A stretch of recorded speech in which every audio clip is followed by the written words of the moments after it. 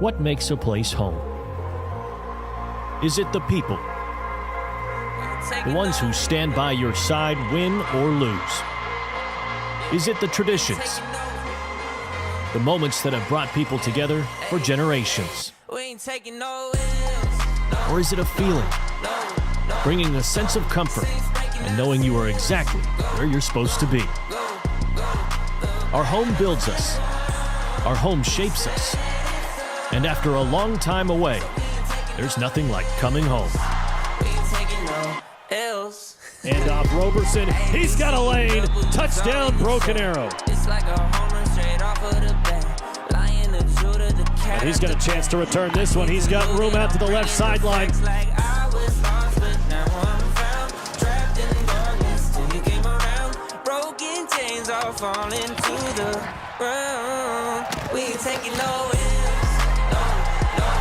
Jonathan Hicks, he's blocked by Stanford. The ball's rolling out, and Stanford's got nothing but green grass in front of him. Hand up to the sky, 15, 10, 5, touchdown, Broken Arrow.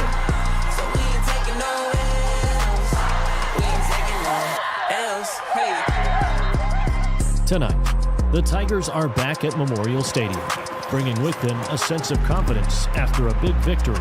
Touchdown, Preston Carter. The showstoppers showed out on the road. Stanford's there. He's got nobody in front of him. Touchdown, Broken Arrow. These are pivotal moments for BA. How will the Tigers finish the story? Hicks to the outside, and he's got a clear path to the end zone. 6 more for BA. Touchdown, Tigers. Coming off the backside, Manning, and another big sack from Gabe Manning. He's been on fire this season. And Samaj Stanford with the interception, and once again, it's Stanford to the house. From Broken Arrow Memorial Stadium, it's game time again. It's the Broken Arrow Tigers and the Edmond Santa Fe Wolves. This is Tiger football, and we are gold-blooded. There's no place like home. That really encapsulates a homecoming week in Broken Arrow. The dance was last week, the parade on Main Street yesterday, and tonight the Tigers hit the field for a matchup with the Edmond Santa Fe Wolves. Hello, everyone, and welcome to Tiger Field. We're down here on the turf, actually, this time. Looking forward to this one. It's a beautiful Friday night. I'm your play-by-play man, Dylan Rivera. Alongside me is Coach Mo Wallace, the freshman head coach. He's our color commentator for tonight, but some call him the 1988 Beach Boys hit, Kokomo. Anytime it's homecoming, Mo. Anytime it's homecoming, there's plenty of different things going on that can be a distraction. Yes. That's always going to be a challenge on homecoming night, is to get the eyes on the target and make sure everybody's focused. Yeah. How do you do that tonight? Well, I mean, you just got to keep everybody focused throughout the week. I mean, obviously last Saturday was the dance, and then you go through the week and you let them know, like, hey, we got to take care of business inside the locker room, take care of business inside the indoor facility out here at practice, and then whatever goes on outside of that, just understand that goes on outside of there, but understand that you have to watch film, you have to take care of your business in practice, you have to take care of your business in the classroom, the parade, all that. All those distractions happen. They happen, Dylan, but Travis does a great job of keeping everybody focused, and I think we'll be all right tonight. Well, some guys that are going to have to really be focused is the interior of the offensive line, and we're going to touch on them a little bit more later. Yeah. But one guy who works a lot with the interior of the offensive line is offensive line assistant Nick Gorman. He went 100 yards with Madison Dildine earlier this week. Welcome into this week's edition of 100 Yards. I'm Madison Dildine, joined by offensive line coach Nick Gorman. You ready? Yes, ma'am. Let's do it. Coach, you're a Broken Arrow alum, so how special is it for you to be coaching back at your alma mater? It's very special. This is an awesome place to be around. I had a lot of great experiences here, and I just really hope my kids get to enjoy those same experiences. What led you to coaching football? You know, a lot of things growing up, you know, you always have the dream of making it to the big leagues, and I watched my dad be a coach, and it kind of always led me in that path. It's homecoming week in Broken Arrow, which brings a lot of excitement, but also some outside distractions. How do you keep your team focused and mentally ready for the game? You know, I think Travis has done a great job making sure the kids know we're here to put on a show, It's more for the fans and those people coming back to enjoy their school again, and we got to focus on our job, task at hand. Talk to me about your linemen for just a second. What have you liked out of them so far this season? Me and Coach Adcock have really liked the trajectory that we're on. We keep getting better every game, which is something that we try to do all season long, but they're doing a really good job doing exactly what we ask them to do. Has anything surprised you about coaching this team specifically? From this team, I think it's the no-quit mentality. We're riding waves, we're staying up when we need to stay up, and we're fighting our way out of those down waves. Edmond Santa Fe will be here tonight. What can Tiger fans expect out of the Wolves? I think, as always, my answer is going to be it's going to be a physical football game, and we look to clean up a lot of our little mistakes, penalties, get rid of those, and play a clean game. We're getting closer to the end zone, so we're going to do some rapid-fire questions. Would you rather coach in 100-degree weather or a blizzard? I think 100-degree weather tests your manhood, so I'd rather coach in that. Okay. Who's your favorite fictional football coach? True story, but I still got to go Herman Boone. Remember the Titans. Great answer. Last question. If you were not coaching football, what would your job be? I guess I'd be a doctor and make a lot more money. There you go. That was 100 yards with offensive line coach Nick Gorman. He and the Tigers face off against the Edmond Santa Fe Wolves here tonight at Memorial Stadium. Homecoming festivities start at 6 and kickoff is set for 7 live on ArrowVision.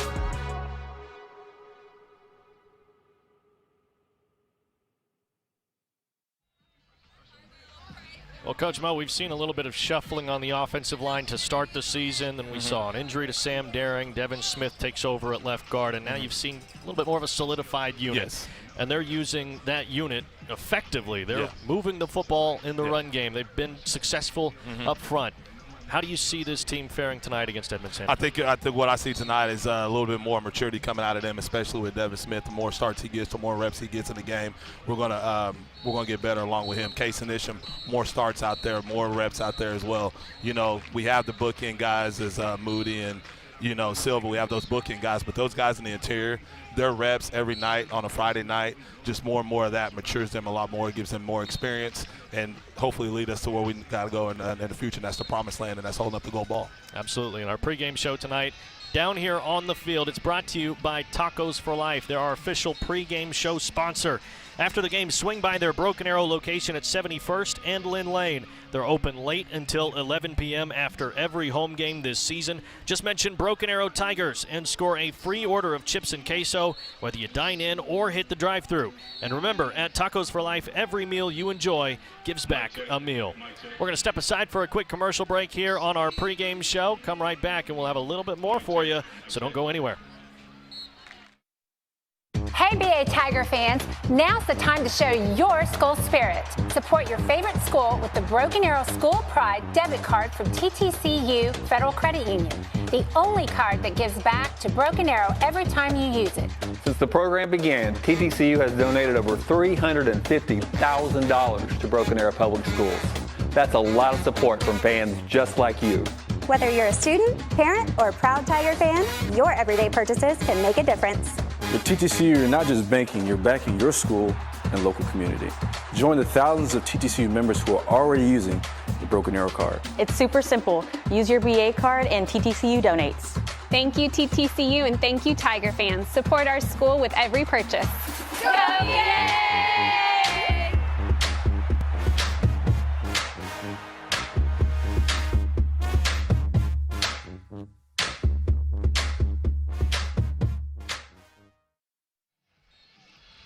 Welcome back to Tiger Field. Dylan Rivera with Coach Mo Wallace here on the broadcast. Madison Dildine is our sideline reporter tonight. Just getting started here with the homecoming festivities. They're right around the corner. It's a homecoming game against Edmond Santa Fe. That's always a big deal. Coach Mo, you and I both BA grads, both been here for homecoming. We're here again for homecoming. I didn't get homecoming king. I don't know if you did. But no, I didn't. I didn't. I wasn't even nowhere. We missed out on that. Nowhere near the court. Nowhere near the court. And that's good. I mean, I'm the type of guy that one of my good friends was on the court. So he could go into halftime. One year we played Muskogee. He was ranked number 2 in the state for a homecoming game. So, he had to go out there and do all the homecoming festivities while we're still in the locker room. So that right there, I'm like, hey, I get to focus in, and he's got to worry about all that and come back in and do. I just think that you know, having homecoming is special for this community. We do it big. We do everything big. I mean, look what ArrowVision's doing. You know, obviously this set and everything, but we do everything big in Broken Arrow. And homecoming is going to be big tonight with the pride, with the cheerleaders, with alumni.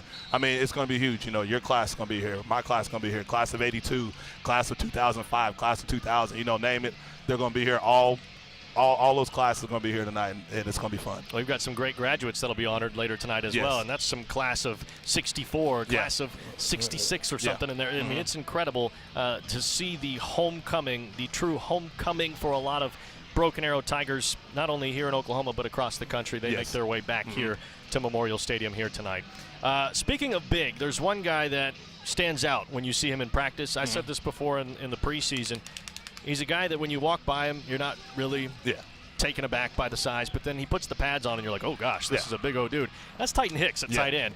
And his dad on the coaching staff as the special teams coordinator, Paul Hicks, and he's been a big influence on Titans' football career.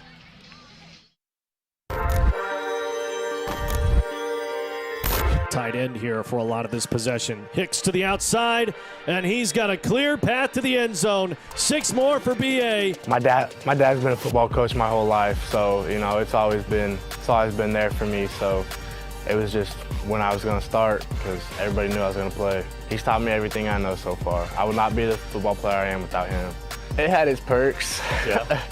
It was definitely more hard on me though. I mean, it was good. I liked it, but I'm excited to play for Coach Hill too. We're competitive. I mean, we're always out on the golf course, so he's always trying to make bets with me, and we're just competing in everything we do for the most part. Who's the best golfer in the family? Are you the best golfer? Right now, probably me. My dad's in a bit of a slump. I mean, having all summer to play tight end, it's really got me more comfortable with my routes and catching the ball. I mean, when I first got here, it was so foreign to me, so. But now it feels natural. Hicks with a great one-handed reeling catch, and he's out of bounds at the 6-yard line.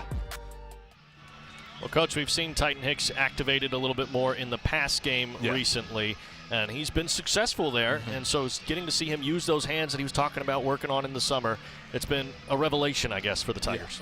Swiss Army knife of the offense. He's a guy you can put in quarterback, line up at tight end. You can probably split him out in the slot if you need to, but he's also the high school version of Robert Gronkowski.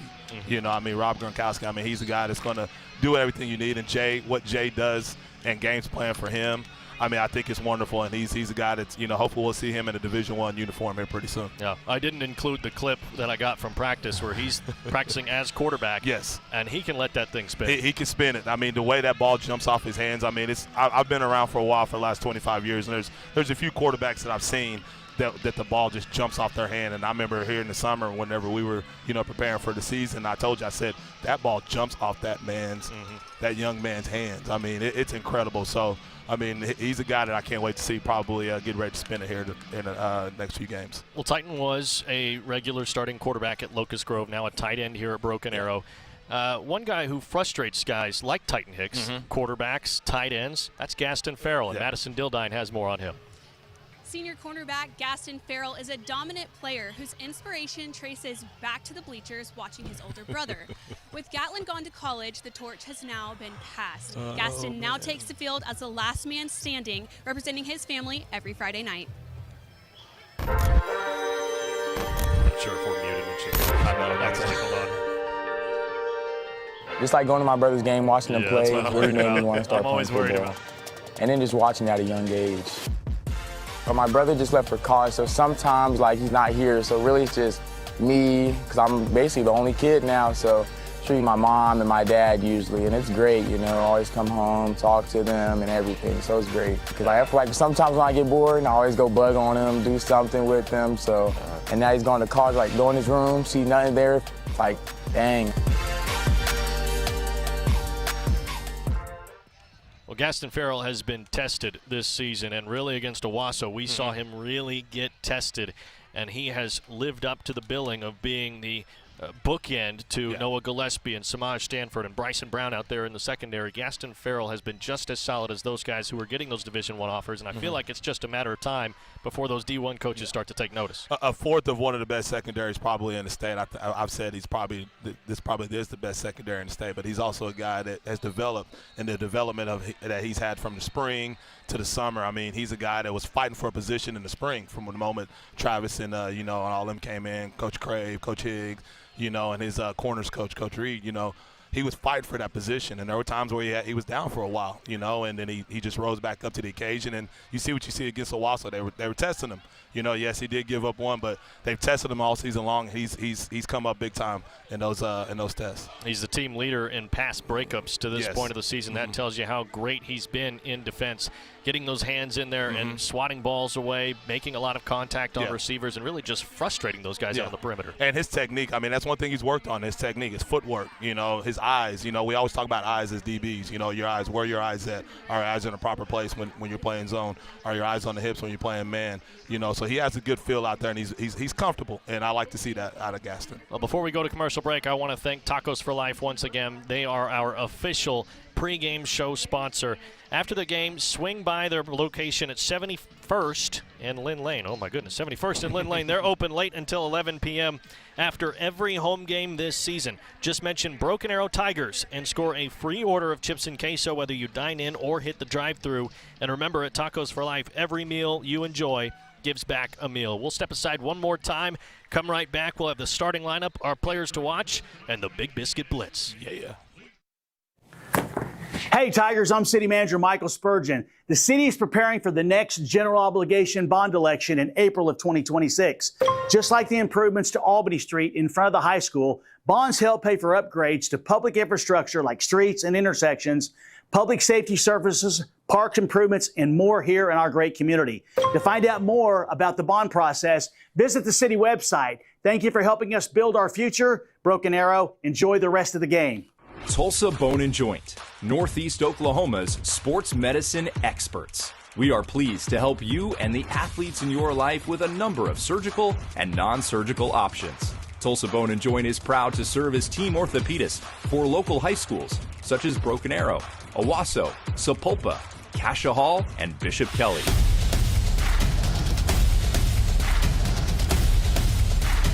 Tulsa Bone and Joint, moving life forward. Tiger fans, support your favorite school with the only card that donates to Broken Arrow Public Schools every time you use it. TTCU has donated more than $360,000 so far. Stop by your favorite BA branch and get yours today. Terms and conditions apply with approved credit. Well, Coach Mo, the starting lineup has seen some changes throughout this season, mostly related to injury.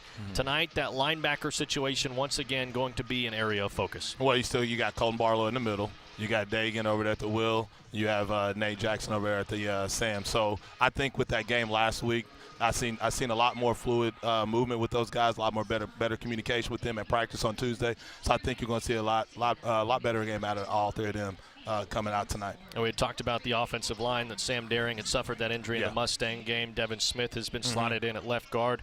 They've looked really solid as a unit, and they're going to be a group to watch as well. But before we get to our players to watch, let's hit that starting lineup video.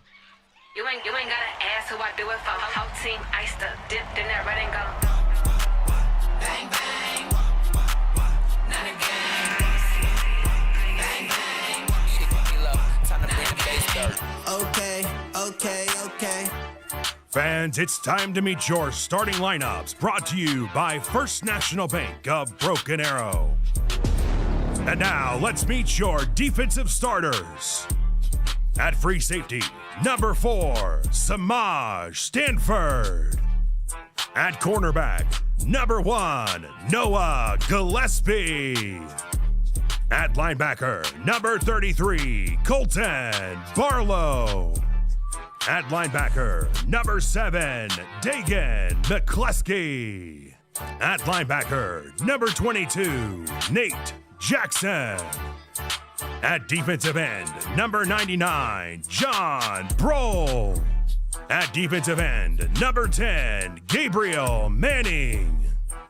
At defensive tackle, number 50, Josie Sanders.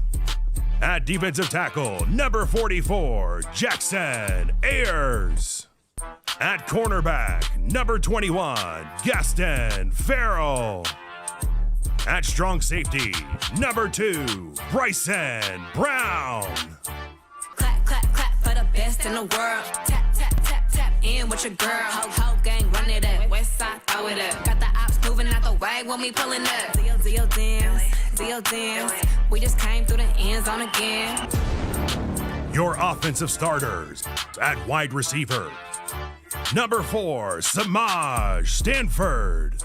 At wide receiver, number 5, Peyton Lang.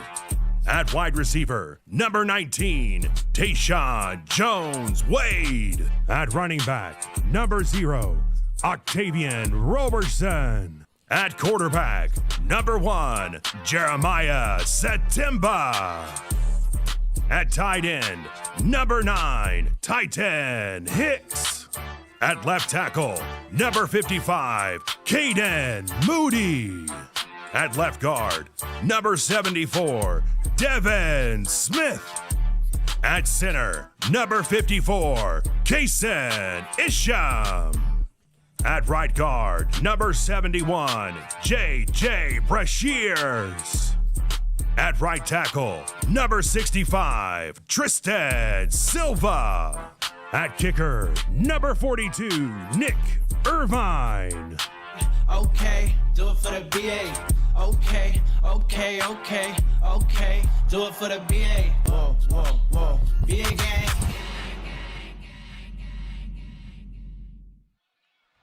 That's the same starting lineup that we saw rolled out against UConn last week, and that was a big victory for the Tigers, 42-14 final.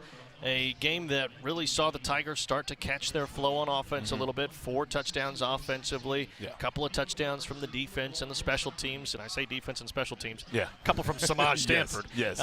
But an impressive game overall for the Tigers, and come back home with a little bit more confidence, don't you? A little bit of a complete game out there. I mean, things were taken care of on the special teams. You know, Samaj is that impact player.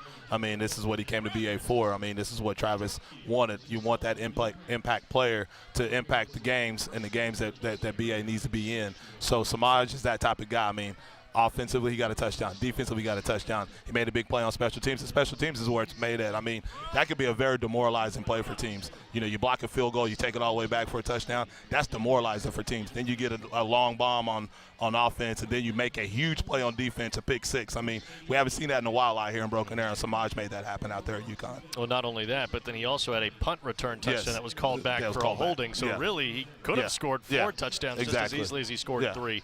But that talks to you, or tells you about the level of play that Samaj Stanford is having out there week in and week out. And you talked about it. He's a game breaker. He's a home run hitter on offense, but on the defensive side of the ball, his IQ is so evident. I know you do.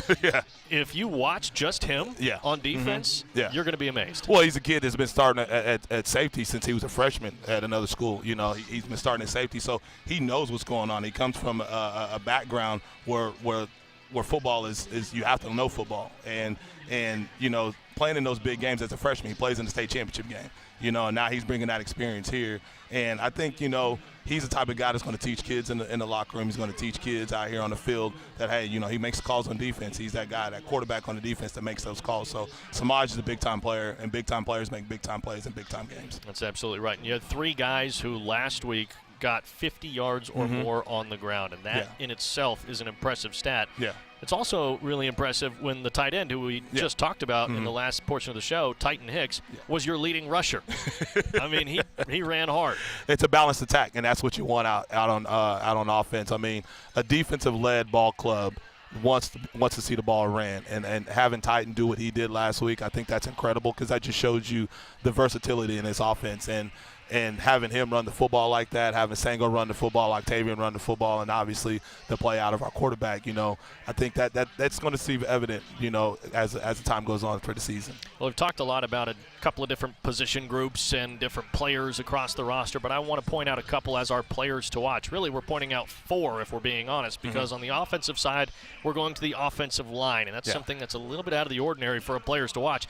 But we're going to start with Kason Isham, Devin Smith, and J.J. Brashears on the interior of the offensive line, and that's because Jalen Battle lines up on the other side for Edmond Santa Fe, and he is a stud. He's got 3 stars next to his name on every single recruiting sheet, but those 3 stars aren't doing him enough justice. He's got a lot of Power 4 offers, and he's still getting them in right now. He's a guy that can cause a lot of problems up front. He's a D1 guy. I mean, you're going to have to be able to double team him. You're going to have to be able to block him one-on-one, and I think our guys up front, led by Levy Adcock, led by Nick Gorman, you know, they have a great game plan for him. He kind of gave us fits last year, but he's going to be a guy that's, you know, that's probably going to be a little bit, you know, neutralized tonight. I believe that we'll do a great job of neutralizing him tonight, and it's going to be a type of game where I want to see Devin tonight take him one-on-one and show him why he should be the guy that everybody looks at in the future. That'll be a fun matchup to watch, just those 2, but then you throw in Case Initiative as well. Should be a lot of fun to watch up front in the trenches, especially if you're one of those football nuts that loves the trenches. And I'm going to tell you right now, the trenches is where football games are made, Dylan. I've told you from day one.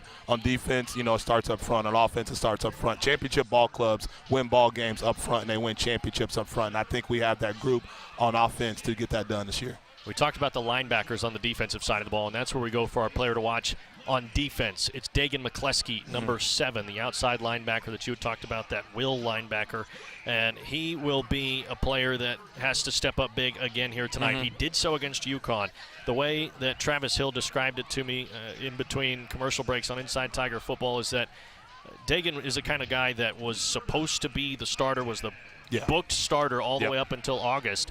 And then they took him out of the starting lineup, and he thinks that might have lit a fire under the seat. Well, he was faced with adversity. You know, I mean, he's a kid that, you know, like I said, from the spring practice all the way to the spring scrimmage at Bixby, he was that guy. You know, and getting that pulled from him kind of woke him up a little bit. I mean, he's got the talent, he's got the speed, he's got the size, he can make tackles, he's smart back there, but right now he needs to solidify that spot and help this linebacker core and bring more depth back to the linebacker core heading deep into this district play. Got 8 tackles against the Millers last week. A good performance for him. He looked physical, looked quick, everything that you expect of Dagan McCleskey. He did that last week.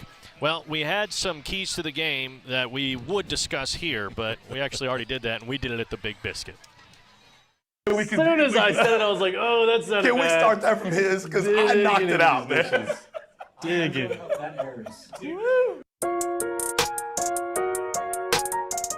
Hey Tiger fans, I'm Madison Dildine with ArrowVision, and we're here at the Big Biscuit Broken Arrow, located at Lynn Lane in the BA Expressway, to bring you this week's edition of the Big Biscuit Blitz, where the ArrowVision crew breaks down tonight's game in 60 seconds. Let's check it out. Thank you, Madison. Looking forward to this one. It's a homecoming game, and that's always a big deal. It's the Edmond Santa Fe Wolves in town, Coach. The keys to victory this week. Establish a dominant run game on offense. Get Jeremiah comfortable with short pass game on defense. Swarm the football. Continue to play suffocating defense on Edmond Santa Fe and continue to play well on special teams. It'll be a great homecoming victory for Broken Arrow. Should be a lot of fun. Looking forward to this weekend. Got to get into these dishes, though. I mean, cinnamon roll pancake, that looks delicious. Man, it looks very delicious, and I can't wait to grab on it. Well, let's do it. There you go.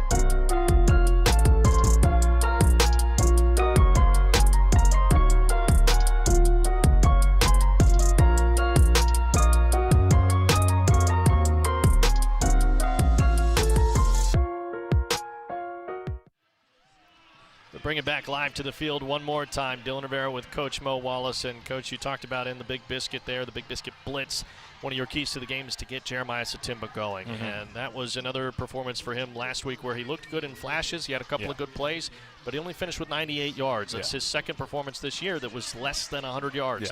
So got to see if we can get that passing game going and see if we can get Jeremiah Satimba in a comfortable position. He's an efficient quarterback. I mean, he can throw the ball well. I think that we have to get him going with short pass games, now games, quick games, get him going so he can be able to get the ball downfield vertically. You know, if we start the game off with him just throwing the football deep, I mean, he's kind of like Brett Favre.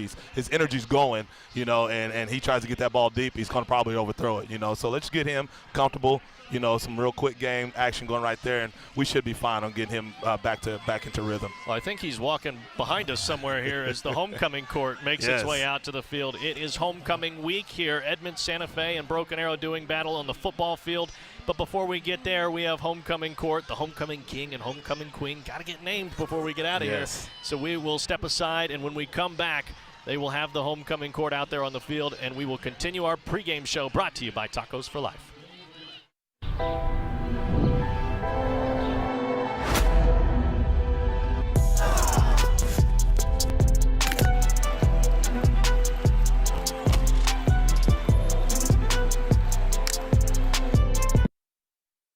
While you are teaching someone special the nuances of keeping the wheel steady, we can provide you means for you to maintain financial equilibrium. First National Bank of Broken Arrow. First people put people first. All in all, there's not a better place to work. Working at St. Francis is... Working at St. Francis is... Working at St. Francis is... It's very fulfilling. The work that we do is hard. The work that we do changes people's lives. It's more than a job. It's more than a job. It's more than a job. It's more than a job. It's a calling.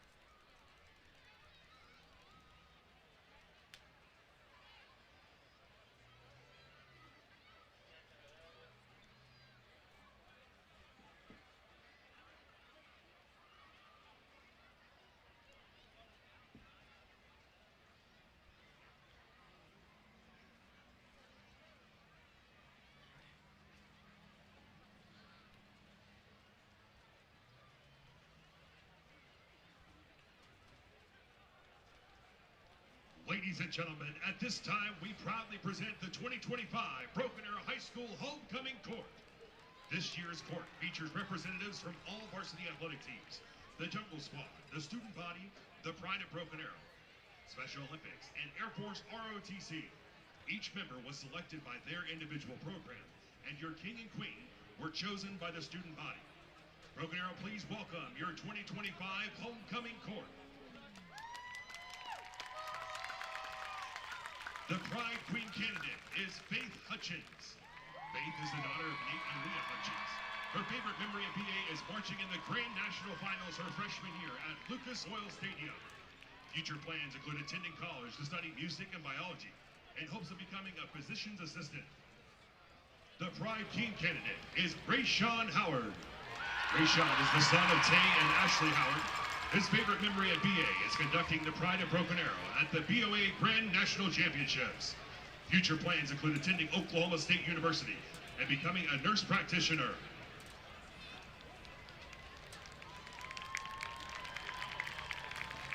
The Sports Medicine Queen candidate is Harley Hoffman. Harley is the daughter of Robert and Heather Hoffman. Her favorite memory at BA is participating in gym night and winning 2 years in a row. Future plans include attending the University of Oklahoma and pursuing a degree in nursing. Harley is being escorted tonight by Junior Jungle Squad member Porter Comedina.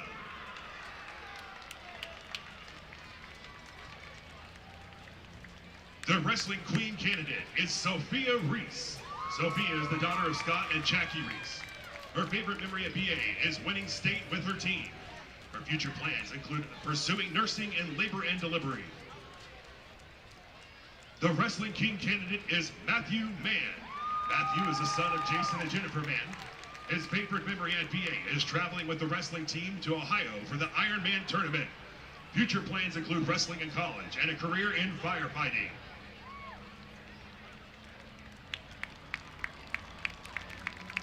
The Softball Fast Pitch Queen candidate is Casey Denny. Casey is the daughter of Joe and Andy Denny. Her favorite memory at BA is celebrating her softball senior night with her teammates, family, and friends. Future plans include furthering her education at a 4-year university and hopes to enter the medical field. The Football King candidate is Nate Jackson. Nate is the son of Darren and April Jackson. His favorite memory at BA is his first home BA football game. Future plans include attending college and playing football.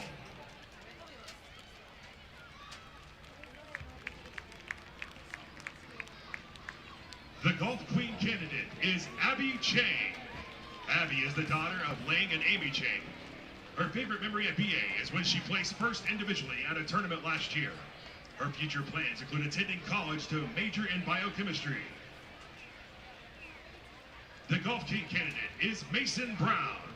Mason is the son of Shane and Amanda Brown. His favorite memory at BA is going to prom junior year. Future plans include pursuing a career as an electrician.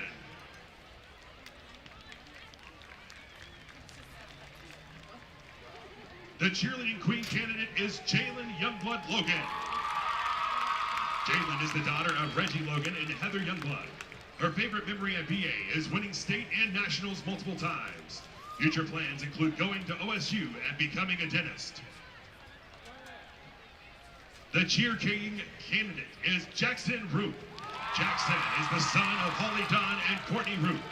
His favorite memory at BA is going back-to-back at nationals. Future plans include hopefully attending the University of Arkansas and cheering there as well. The swim queen candidate is Haley Smith. Haley is the daughter of Colt Smith and Dana Darden. Her favorite memory at BA is being on the swim team for the past 4 years and making all her best memories with her best friends. Future plans include attending Oklahoma State University, OKC, to earn her associate's degree in radiologic technology, then specialize in MRI technology. The swim king candidate is Ethan Hawksworth. Ethan is the son of Matt and Julie Hawksworth. His favorite memory at BA is senior night meet at Bixby in 2024. Future plans include attending Washington University for economics. The softball's slow pitch swing queen candidate is Emily Gilliland. Emily is the daughter of Greg and Christy Gilliland. Her favorite memory at BA is being able to play softball every day with her best friends. Future plans include attending the University of Texas at El Paso to play softball. The baseball king candidate is Javen Devine. Javen is the son of Brandon and Jared Devine. His favorite memory at BA is winning regionals and making it to state. Future plans include playing baseball at the next level and have a career in sports medicine.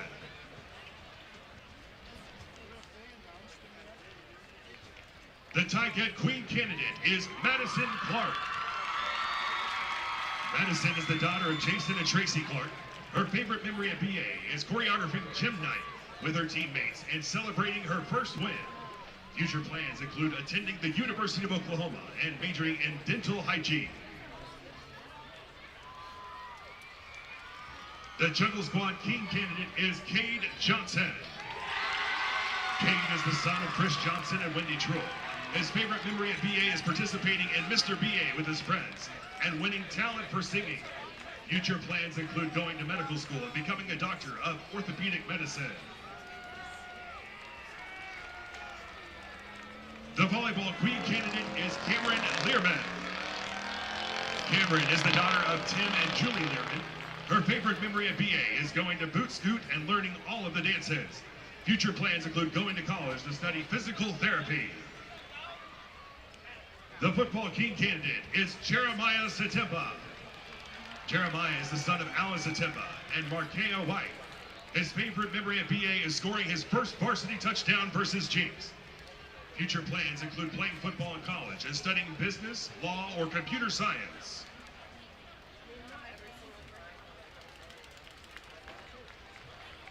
The soccer queen candidate is Mason Boatwright. Mason is the daughter of Kent and Michelle Boatwright. Her favorite memory at BA is dressing up for Halloween practices at soccer. Future plans include attending Oklahoma State University to study business marketing. The soccer king candidate is Javier Maganez. Javi is the son of Carlos Maganez and Ana Ibarra. His favorite memory at BA is his junior year state run. Future plans include attending college to be a CRNA and play collegiate soccer.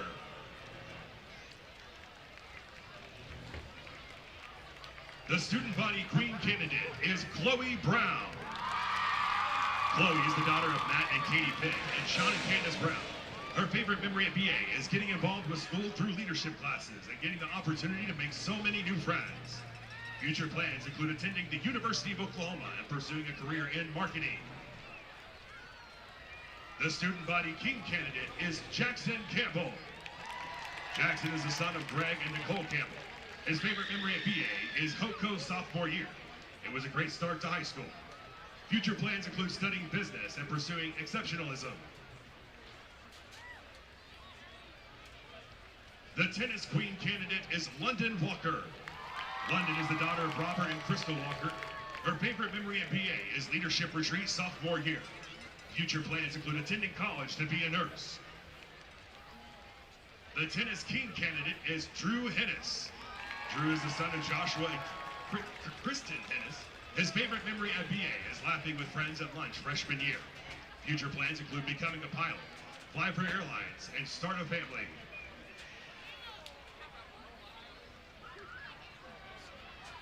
The track and field queen candidate is Autumn Mundis.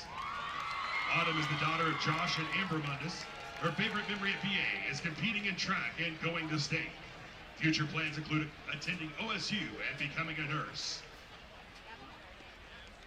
The track and field king candidate is Brody Pitt. Brody is the son of Matthew and Stephanie Pitt. His favorite memory at BA is breaking multiple school and state records with his friends. Future plans include running track in college and majoring in business.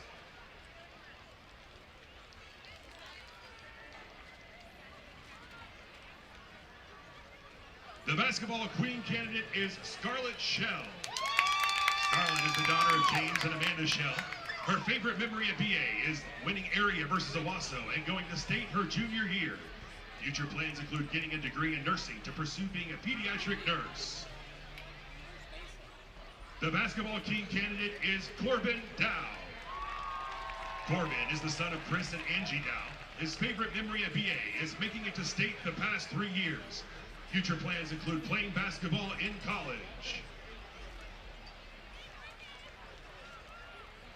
The cross-country queen candidate is Jessica Klingenberg. Jessica is the daughter of Brad and Barbara Klingenberg. Her favorite memory at BA is praying with all the teams at cross-country meets because it reminds us we run for more than ourselves. Future plans include attending college to earn a business degree. The cross-country king candidate is Julian Powers. Julian is the son of Jeremy and Ellie Powers. His favorite memory at BA is making the track team. Future plans include furthering his education in college.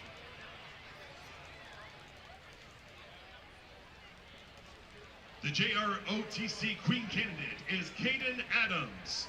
Kaden is the daughter of George McClain and Ashley Adams.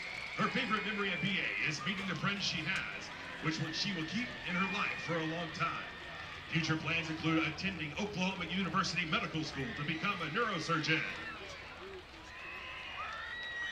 The JROTC King candidate is Jedediah Levi Dawson. Jedediah is the son of James and Amanda Fisher. His favorite memory at BA is learning from his mistakes and finding positive outcomes in everything he does.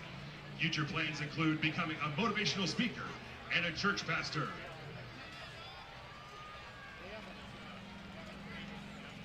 The Special Olympics Queen candidate is Avery Hope Ledford. Avery is the daughter of Chris and Taryn Ledford. Her favorite memory at BA is competing in Special Olympics with her friends and performing with stars on stage. Future plans include attending the Options Academy and becoming a teacher's aide. The Special Olympics King candidate is Austin Getz. Austin is the son of Jess and Kimberly Getz. His favorite memory at BA is winning state for esports and receiving an award for state representative at the Capitol. Future plans include attending Tulsa Tech for computer programming.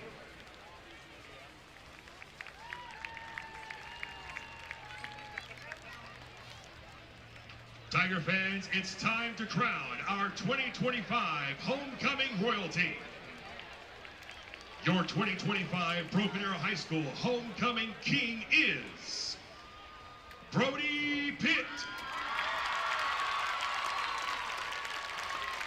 And your 2025 Broken Arrow High School homecoming queen is Autumn Mondays, both track and field student athletes.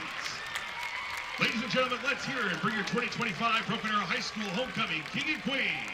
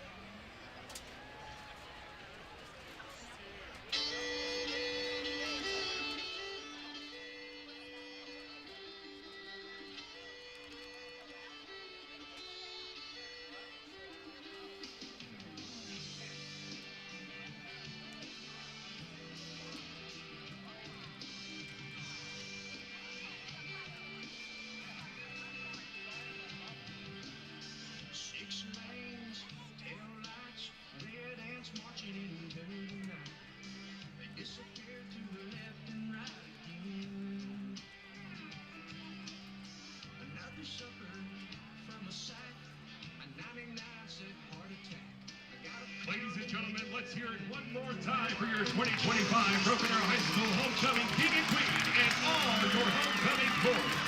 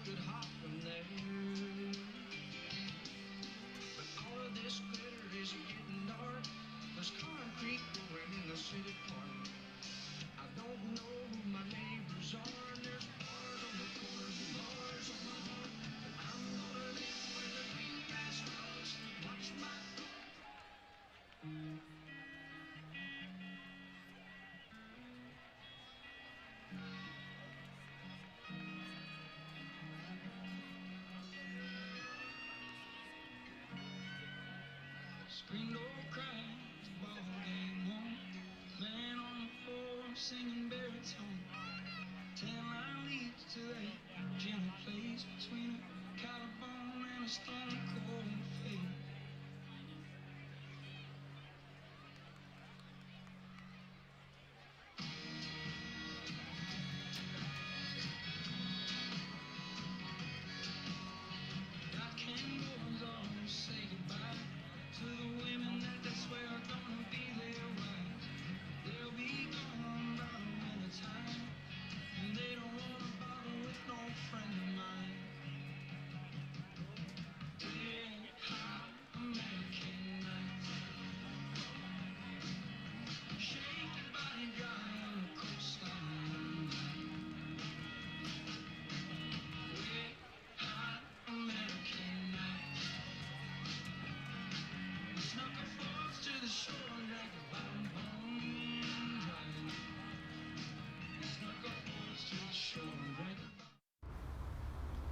Oh, I got my order wrong. This is me, Jessica.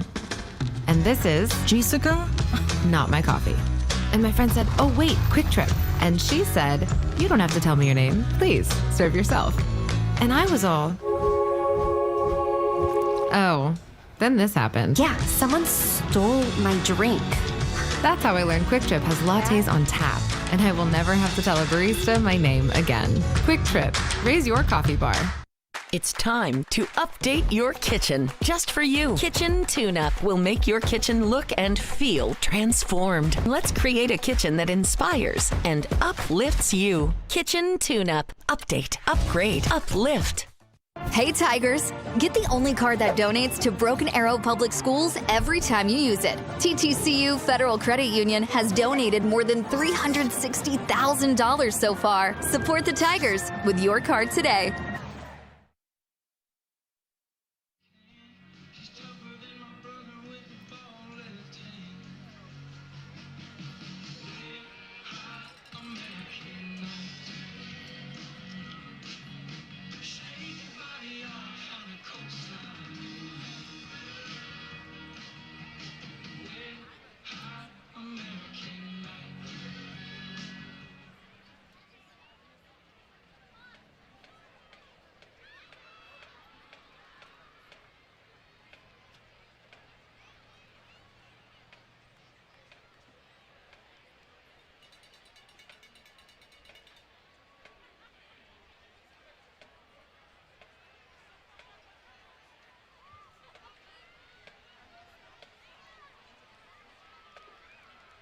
Entering the field for their pregame performance is the Pride of Broken Arrow.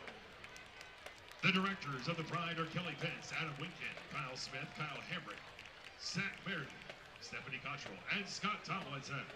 The Pride is led on the field by drum majors Rayshawn Howard, Faith Hutchings, Titus Johnson, and Angelique Sanchez.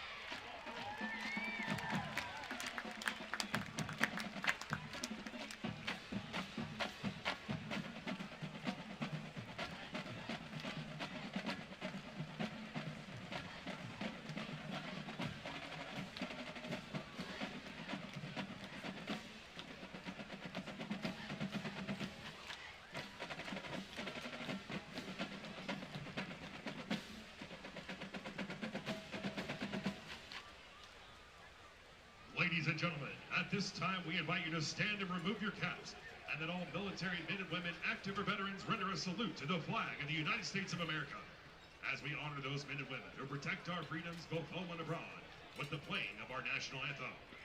The colors are being presented tonight by Broken Arrow High School Air Force, ROTC, under the direction of Lieutenant Colonel Walter Gagayeski. Commanding the color guard and carrying the American flag is Commander Jared Lopez Lozano.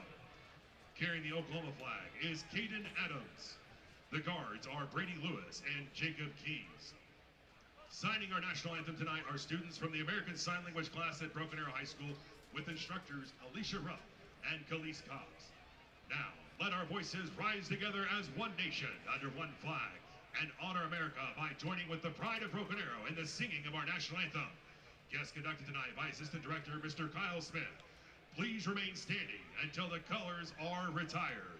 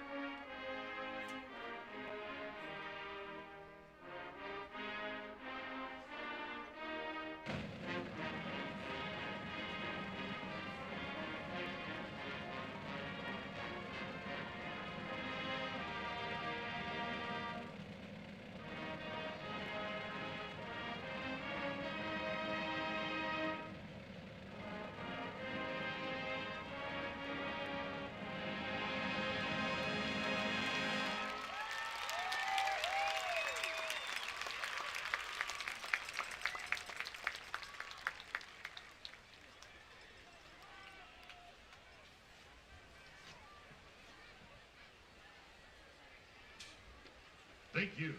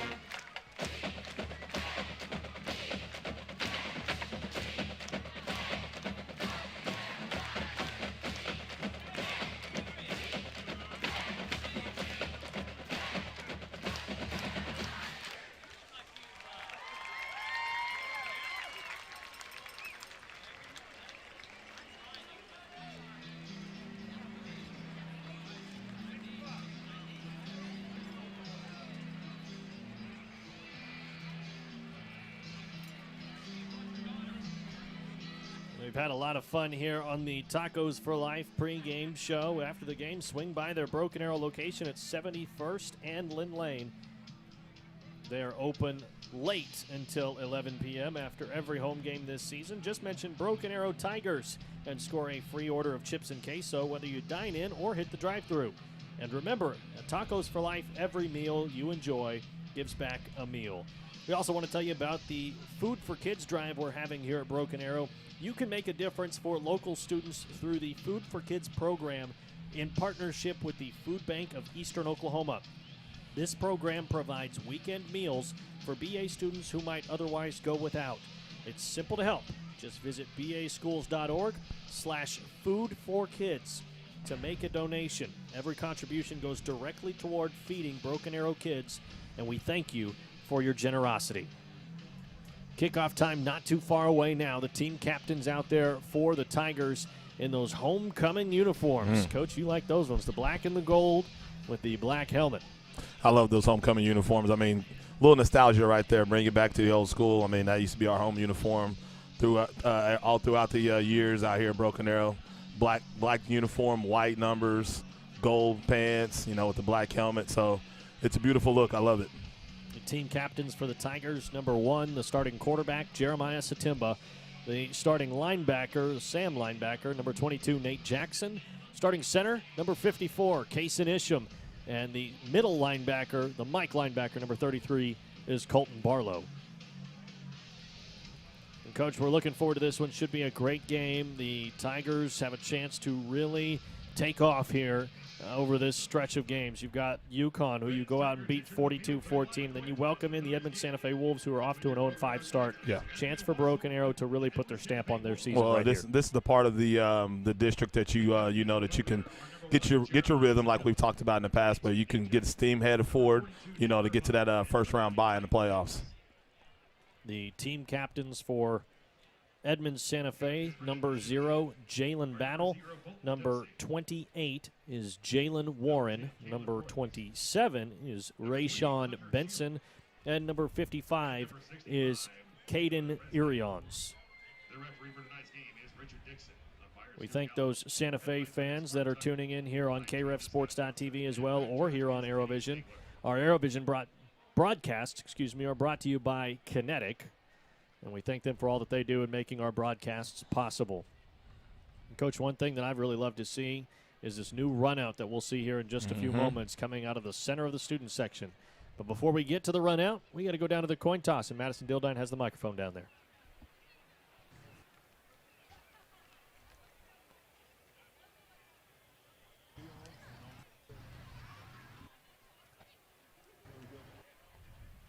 visiting team tonight is going to be Edmond. Broken Arrow's our home team. This is our coin. That's heads. That's tails. That's heads. That's tails. What would you like, sir? We got heads. Broken Arrow is one to toss. You're going to defer, and then you're going to receive. Okay, if you guys.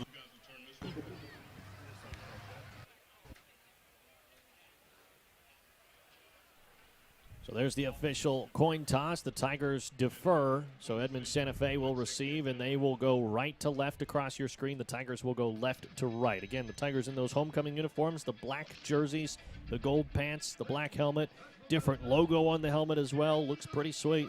Edmond Santa Fe in their road white uniforms, road white pants, and the gray helmet as well. But this run out, Coach, that we were getting ready to talk about, coming out of the center of the student section. It's an all-pink student section tonight. You've got the varsity club right overhead as well, where they have the great graduates that were honored here earlier today. You got the cheerleaders lining it up as they make their run out. You touch the Tiger. It's pretty electric. It's pretty electric. I know the way I look at it is this. It's one of the best entrances in Oklahoma high school football. And, we're right here. Like you said, they did what they did and made that construction happen over the summer. And it's a great entrance, Dylan. The Tigers have made their way out to the tunnel, and they are ready to go. You can see the clouds overhead. Nothing too worrisome. It should be a clear evening, but definitely some cloud overhang will create some little bit of a stir and at least some cooler temperatures, if nothing else. We're almost there. I mean, it's fall time. It's officially fall time in Oklahoma, so you know what that means. It's district play in 6A1, and, you want to get to a spot to set yourself up for that playoff positioning, as we got the little youth football Tigers right there. Big shout out to Chad Lott and his organization, INFC, and Broken Arrow Youth Football right there for allowing these young student athletes to come out and support the Tigers on the field. We are just moments away now from kickoff. The Tigers will run out, and then Edmond Santa Fe will make their way out to the field as well. And it should be a contest that the Tigers can, as I said, really put a stamp on their season and decide where they go from here. We talked about last week being a crossroads, and Tigers take care of business, go 3-2. Then you come out here against Edmond Santa Fe, homecoming game. The Wolves 0-5, and the Tigers make their way out to an electric entrance. And you got to feel like this is a chance for the Tigers to really build their confidence and come out and get a victory here tonight. Well, and like you said, it's all about the confidence. When you want to put the stamp on this tonight. I mean, you're going up against a team that's really only scored 41 points. You scored more points than these guys have all season long. You did it in one game last week. 41 points for about, an 8.2 average that we talked about earlier tonight, Dylan. So I think you come out on defense. That's why you start out on defense. You come out, you suffocate them. You get ready to get in that process of stomping them out. As we have Santa Fe coming on the field, too, in their little entrance as well. Got the smoke machine, the lasers, the lights. It's a nice little road entrance for the Wolves. That's not bad for a road entrance. That's big time, brother. That's big time on right here out here in Broken Arrow, seeing that. So Broken Arrow 3-2 on the season. Edmond Santa Fe 0-5. The matchup all time. Broken Arrow has an 8-4 record against Edmond Santa Fe, but the last 4 outings they've split them evenly, 2-2. And if you remember, there was a ball game not too long ago, 1 decade ago exactly, in 2015, where Edmond Santa Fe was in the semifinal round against Broken Arrow, and the Tigers got a victory 49-30 to punch their ticket into the state championship game.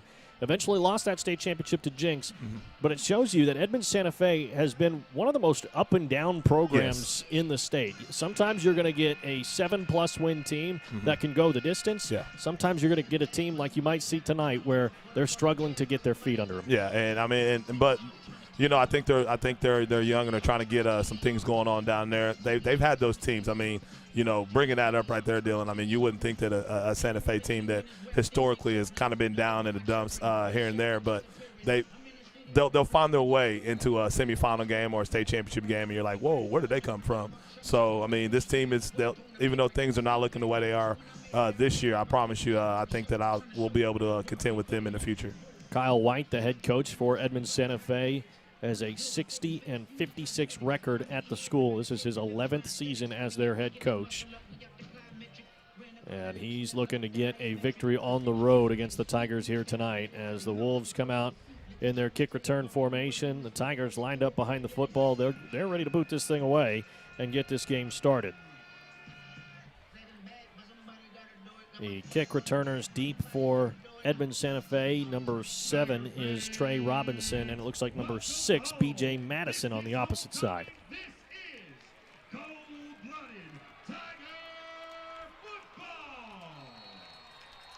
As we saw last week, they'll show the pooch, but then back right off and line back up properly. Nick Irvine's even got the classic socks on tonight. I love it. You know, hey, that's like little stripes on there all the way up to the knees. You just don't see that nowadays. Irvine, the senior, set to boot this one away. That's in the direction of Madison. He gets the ball and takes off across the field, makes Messiah Owens miss, cutting back toward his right. The ball hit the ground, and we'll have to see who fell on top of it. It's a pile on top of the football, and it will be Edmond Santa Fe that retains possession. And, you know, the job of Messiah is to get – he's going to be one that what we call gunner. He's going to be the guy that goes right down there and tries to, you know, stop things or slow things down. He's that guy. He went down there and stopped the guy and, you know, made the play happen. He's firing the crowd up as we got pink going on into the sky right here. It's a pink out. It's something that we do out here for October game on homecoming. First down and 10 for Edmond Santa Fe. The starting quarterback for the Tigers is number 5, Jordan Kennedy. Kennedy gets the low snap, fakes the handoff, keeps it himself, trying to get around the edge. Noah Gillespie won't let him. Okay, you're going to see a lot of RPO zone action right now for these guys. I mean, that's what they're going to do. They're going to try to get that quarterback out there in the perimeter.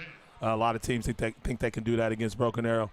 You know, Gillespie did a great job, tight end. Went into motion right there. Gillespie did a great job coming up, making that play for a second down and long right here. Jordan Kennedy is a junior. He's a former wide receiver that has been converted to quarterback this year. He's a good athlete, so that's one thing to watch. But he struggled taking care of the football this season so far. Nate Jackson in on the tackle. Short gain on the ground for Edmond Santa Fe. And it'll be 3rd down and 5. Look to then set. You know, they're going to try to keep things into their boundary, keep things into what they want to see is their game plan of keeping it to their sideline so they can make some adjustments as quick as possible. But this is a 3rd and short. Looks like a 3rd and 5. Look for play action, or they might stick with the zone run right here, Dylan. Pistol formation.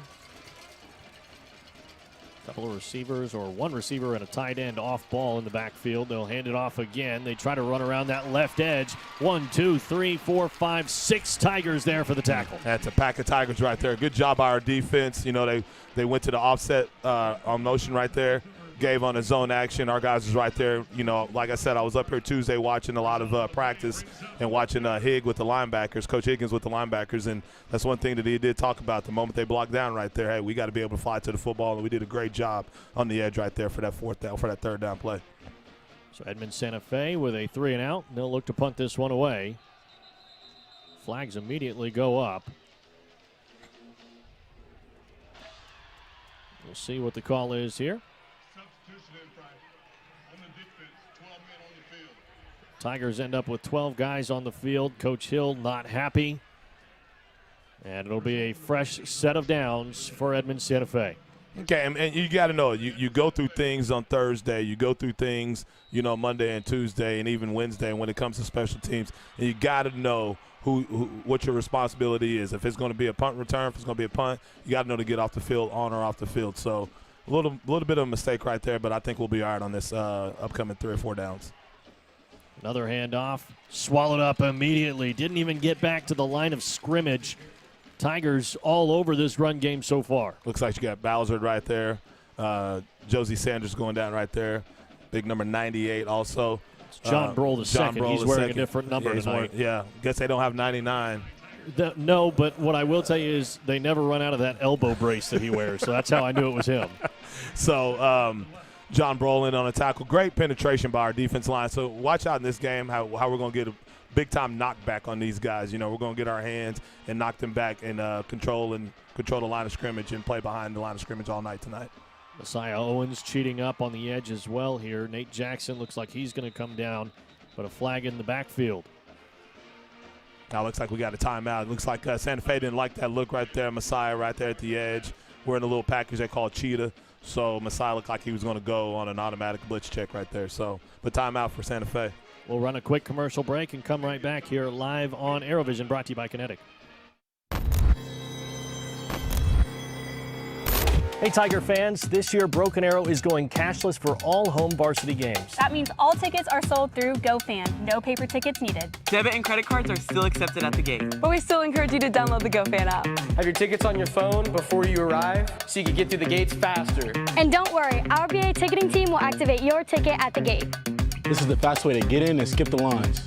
Remember to have your tickets ready on your phone. Go cashless and see you at the game.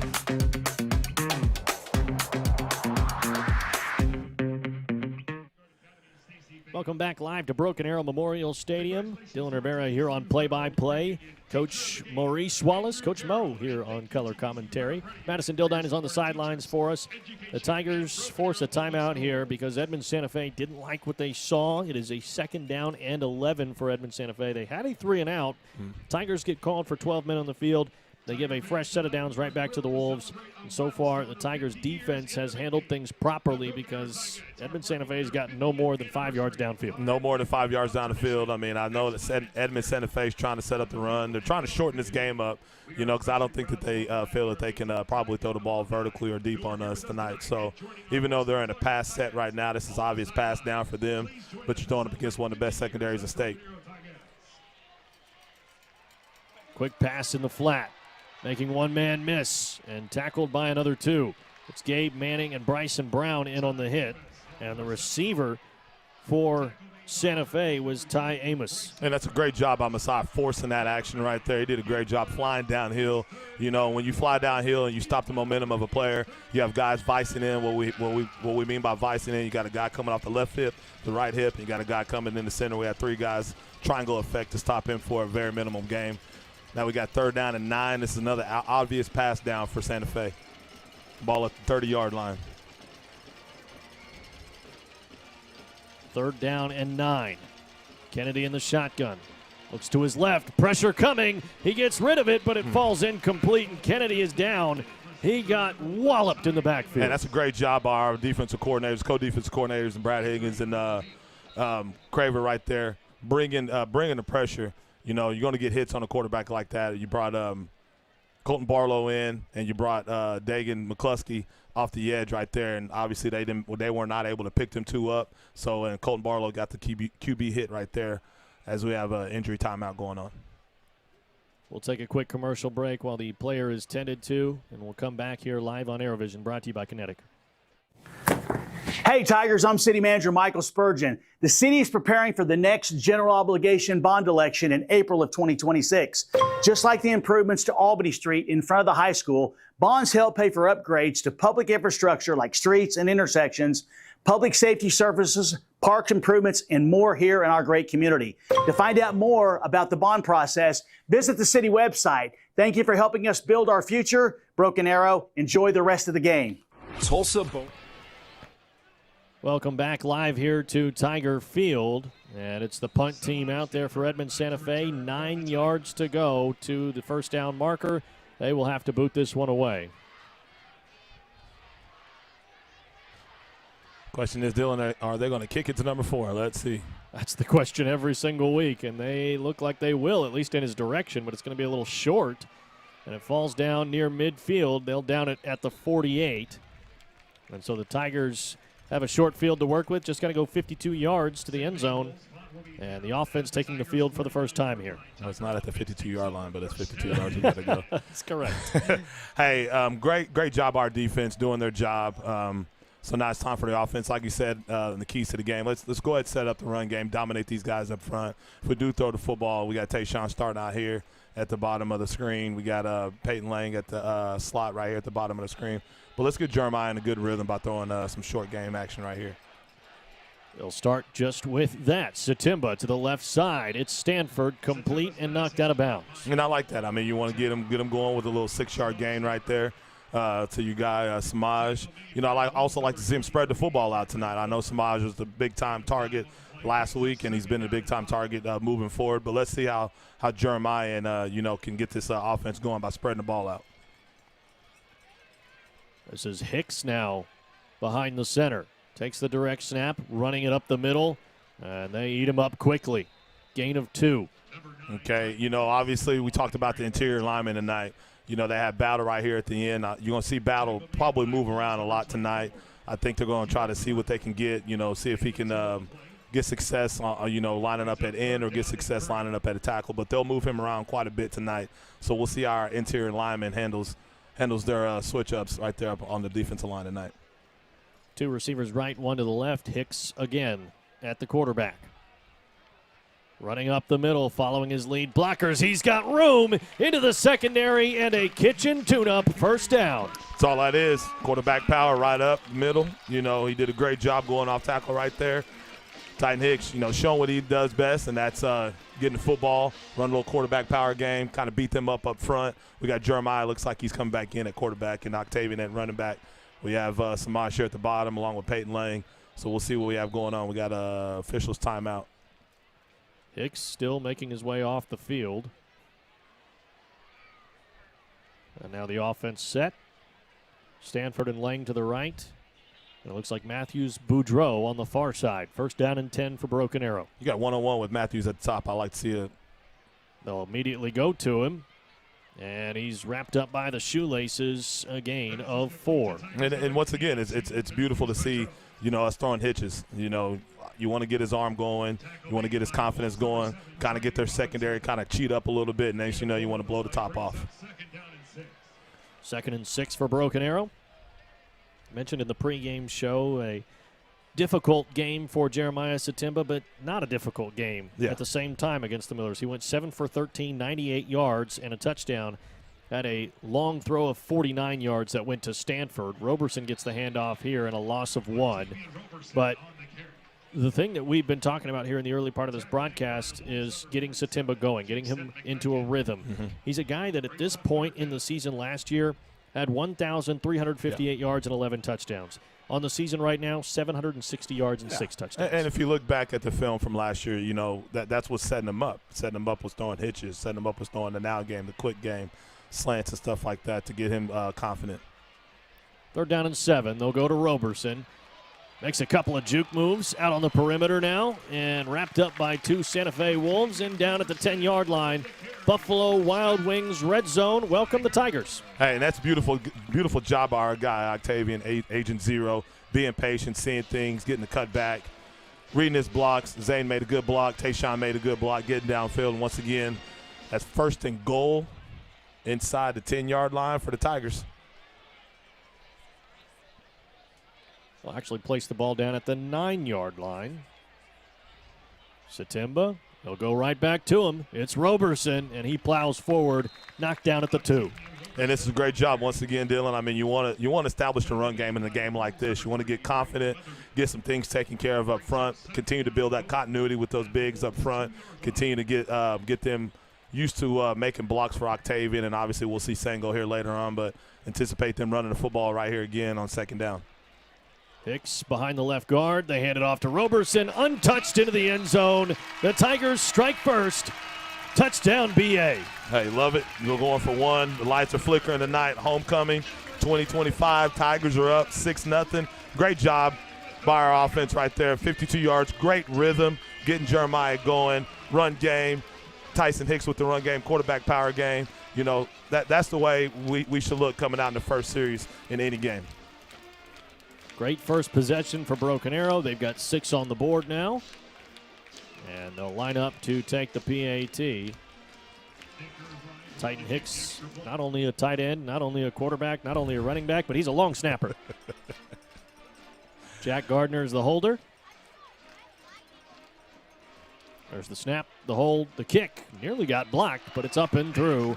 7-point lead for Broken Arrow here in the early going. Just over 4.5 to go until the first quarter is completed.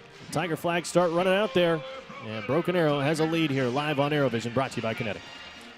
It's time to update your kitchen just for you. Kitchen Tune-Up will make your kitchen look and feel transformed. Let's create a kitchen that inspires and uplifts you. Kitchen Tune-Up. Update, upgrade, uplift. Get your taste buds ready, because we're bringing all the drip and none of the drama with our new sauced and tossed Tender Bites. They're juicy, crispy, and sauced like a boss. Bite into your new obsession. Only at Slim Chickens. Welcome back live on ArrowVision, brought to you by Kinetic, the kick team out there for the Tigers. Nick Irvine going to try to put toe to leather here and give the ball back to Edmond Santa Fe, or in his own mind, he probably would like to get the ball right back, wouldn't he? Yeah, he would love to get the ball right back. You know, Nick does a great job of putting the ball in the air.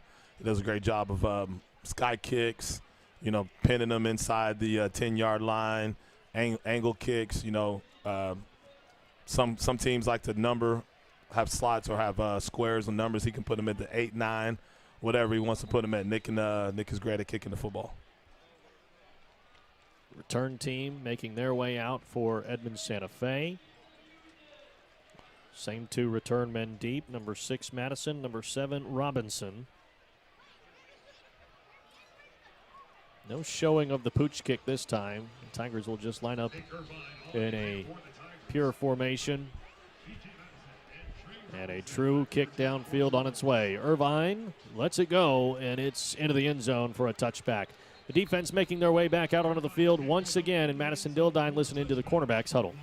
Yeah, guys, Coach Keenan Reed was saying, hey, you have to wrap up and see what you're hitting. He said, get it and go. We cannot make this a foot race. Dylan? All right, thank you, Madison. It'll be interesting to see how the secondary plays today in the run game, because you got to imagine they're going to keep the ball on the ground quite a bit offensively for Edmond Santa Fe. Well, it's a game plan. You're trying to shorten the clock. I mean, obviously, you know that the big back Tigers are in front of you right now, and you know you probably can't throw the football on Samaj, BB, you know, Ferrell, or even the newly three-star Noah Gillespie from 247. So go ahead and just stick with your game plan and run the football. Moving the running back around. Kennedy still out there at quarterback. Quick throw to the right. Falls incomplete. Had his man. That was Kai Ellis on the perimeter. And if they're going to do stuff like that, if they're going to try to throw the football, you're going to see a lot of out routes, a lot of speed outs that you're going to see to try to set something up, to try to get our eyes moving. But we're very disciplined, and I think we're getting a lot better with our eye discipline in our secondary. So anxious to see how they prevail, or how they're able to move forward with this passing attack. Well, I'd mentioned earlier that the clouds shouldn't be too much of a worry. I'm looking under the lights now. It's raining pretty hard right now, so some downpour on the Tigers here as they try to get a win on a rainy Friday night. Well, the rain snuck in. Was we expecting rain tonight? I don't remember seeing rain in the forecast. That's why I said nothing was expected. You know what? I could be a good weathercaster, though, because I get it wrong sometimes. I've still got a chance at that career. The many talents of Dylan Rivera. 3rd down and 6 for Edmond Santa Fe. Kennedy comes over from the sideline, having gotten the call. Relays it to the rest of the men. 6 men on the line of scrimmage. 2 receivers right, 1 to the left. Kennedy quickly to the right. Post route. And it falls incomplete. Yeah, that was complete. That was way off target right there. As you see in the way he trying to step back, he wasn't able to actually get in and step into the throw. He kind of stepped back, tried to sidearm that like he was Pat Mahomes, but obviously it was off target. Brings up another 4th down, deep into your own territory. It was a hitch route, actually. Yeah, hitch route. Either way. Yeah. Incomplete. 4th down and 6. And the punt team back out there. Yeah, and as you're seeing, I'm watching Travis down there. Travis is taking control of the punt return team. So you're going to see him coach a lot of the punt return tonight. There's a good punt downfield. Stanford's going to have to track this one down. Takes a bounce. Now he's got it. Bright yellow gloves for Samaj Stanford tonight. Cutting it back one way, and he's got the edge. Gets by 1, gets by 2, all the way down the field. Tried to make one more man miss, and he's taken out below the knees. All the way down to the 19-yard line. Samaj Stanford is electric on the punt return team. 4 4. That's all I got to say. Just number 4. I mean, that's what I'm going to call him probably a lot this season. Number 4. I mean, he's electric as it is. I mean, he lets the ball bounce, gets the ball into his hand, follows his blockers. That was a great setup by our punt return team. Like I said, when I came out Tuesday to watch practice, Travis was out there coaching them up and does a great job because, you know, Travis doesn't get a lot of time to coach the team. You know, he's a very busy man, and he puts a lot on his assistants. But he was out there, you know, giving it to the punt return team. So that was a great setup on that and great return down to about the 19-yard line, 1st and 10 for the Tigers. You had talked about seeing Corey Sengo at some point. He's out there now at running back. They hand it off to him. Trying to get around that left side. Spinning past a couple of Wolves. Is he still on his feet? Wow. All the way down to the 10-yard line. Great balance by the kid. I mean, he's a kid that has great lower body strength. He's a kid that's going to make you miss. He's going to take on hits, and just keep rolling. He's one of those guys, I mean, hey, take on the hit, keep rolling. Take on the hit, keep rolling. But also we've seen the battle kid kind of get a little penetration on Moody, so I like to see this matchup right here at the top. Satimba hands it off. Sengo up the middle, following his blockers. Is he in? No, they'll say he's 1 yard short. Corey Sengo, though, we talked about it. He runs north and south. That was north and south right there. That was a mean run right there. He had a purpose on that run. So let's watch on this replay. Kind of got by with a little something right there, but down to the 1 yard line. But once again, I like to see this this matchup up front. We got Battle on Moody again. They're going low. Satimba up the middle, trying that Satimba sneak we've seen be so successful this season. Referees making their way in there. No official call on if it's an end zone trip for the Tigers or if they're still short. It looks like they will mark him short. And it is at the half-yard line. Satimba's helmet came off, so he has to sit out one play. Titan Hicks making his way out there. You got to imagine this will be the Hicks cat, and he will charge forward behind those O-linemen. And it's all about staying low. Whoever's the lowest man down here on the goal line will win the battle. Every play, so we'll see once again. You got Titan right here and a little empty look right here. Titan takes the snap. He goes directly up the gut. He's met quickly by the Wolves, but he falls forward into the end zone. Touchdown, Broken Arrow. Touchdown, Titan Hicks. Great job running the football in that series once again. I mean, you set up by awesome punt return, you know, and you want to come down. The wind is blowing a little bit out here. Even though you have the wind in your favor, you still want to establish what you want to establish. We said it in the big Biscuit Blitz, Dylan. You want to establish the run game on a team that is not feeling well, that is not playing well. You want to establish the run game, and we've done that so far in this game in the first quarter. Huge runs from Roberson and Satimba all throughout this game already. Titan Hicks now into the end zone.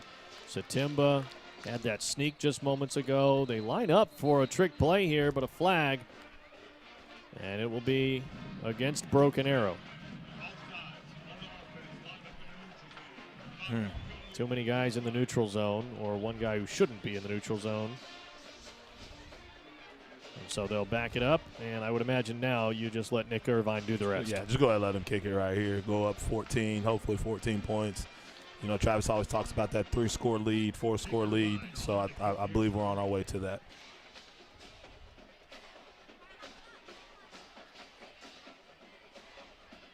Point after try is up.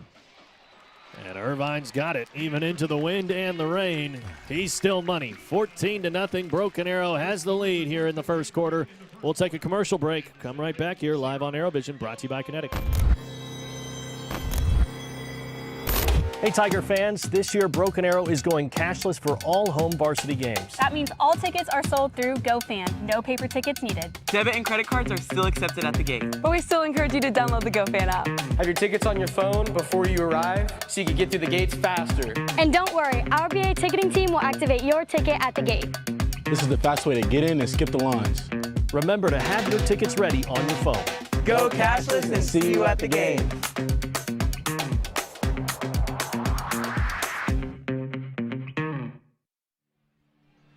A hot start for the Tigers offense, 14-0. Broken Arrow in front with 1:58 to go here in the first quarter. Hot start for the defense as well. They've been able to keep Edmond Santa Fe from getting more than just a few yards out there when they go out on offense. So Broken Arrow off to a flying start here.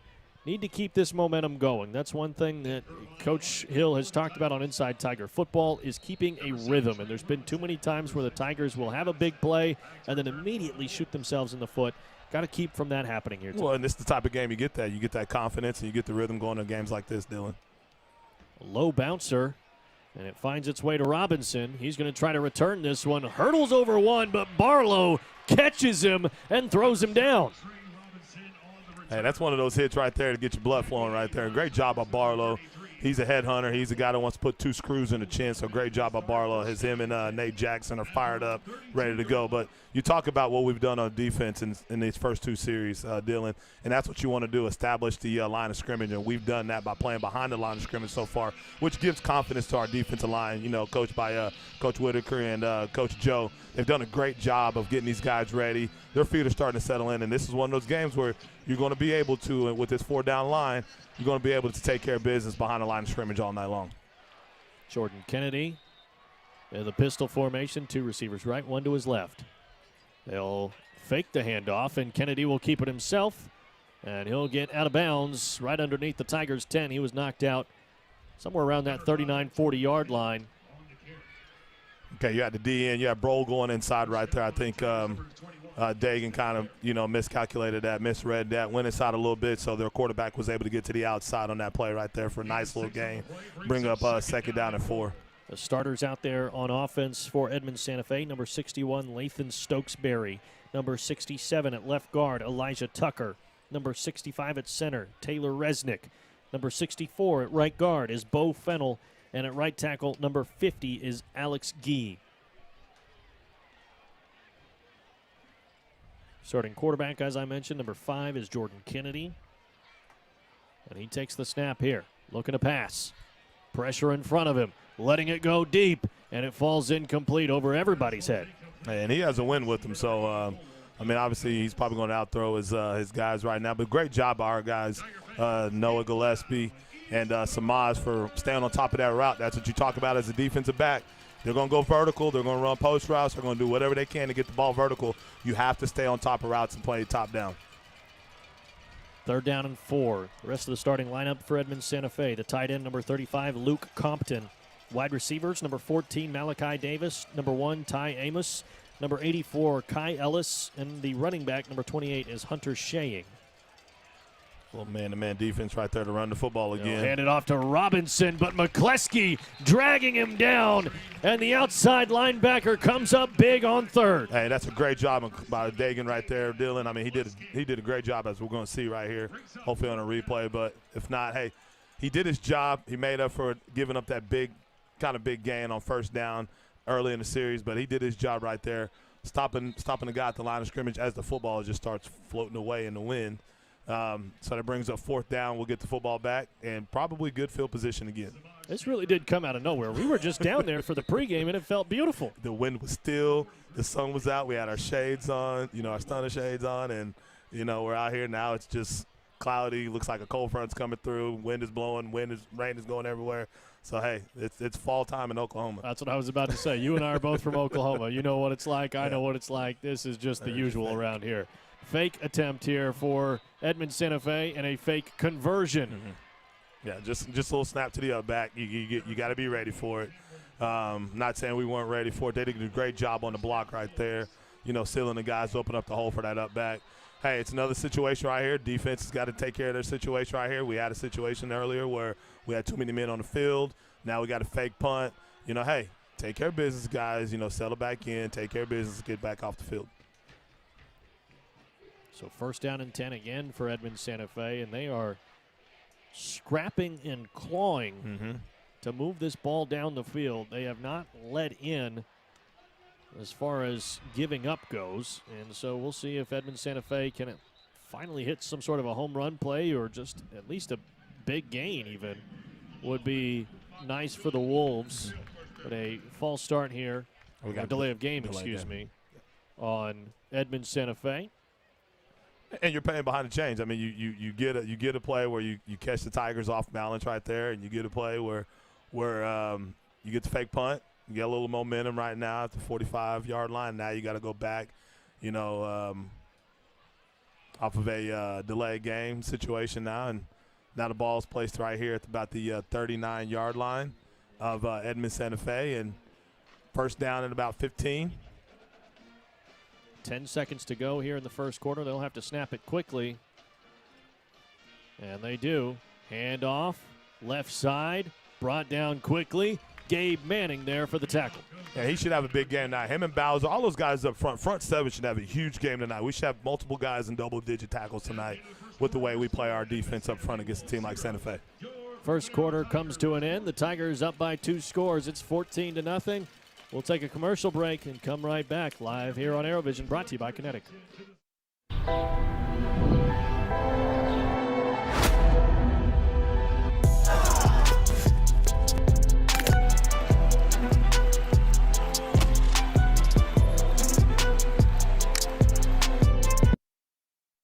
While you are teaching someone special the nuances of keeping the wheel steady, we can provide you means for you to maintain financial equilibrium.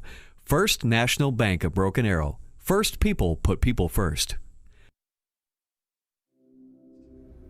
All in all, there's not a better place to work.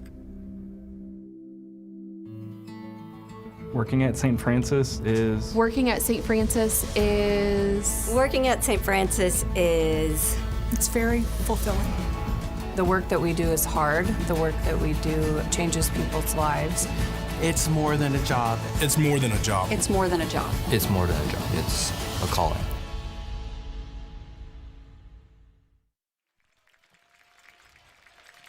Back here live on ArrowVision, brought to you by Kinetic. Our Patriot of the game getting honored down there in the south end zone while the rain comes down. Boy, lots of wind, too. That's going to play a factor here tonight in the pass game, so it's going to be interesting to see how the Tigers adjust to that. Edmond Santa Fe, as we said, probably planning to run the football quite a bit here tonight anyway, but Broken Arrow going to have to adjust if they want to look for those long balls or even just try to get Satimba into a rhythm and throw those short ones. And I anticipate getting them into a rhythm, throwing the short game, but right now we're dominating on the ground right now, Dylan, looking at the first quarter stats. 61 rush yards for 10 attempts rushing the football for 61 yards, 6.1 average right there. So we're doing a great job of balanced attack, even though he's got 10 yards throwing the football off those 2 hitches for 5-yard gains, but doing a great job of establishing a run right there in the first quarter.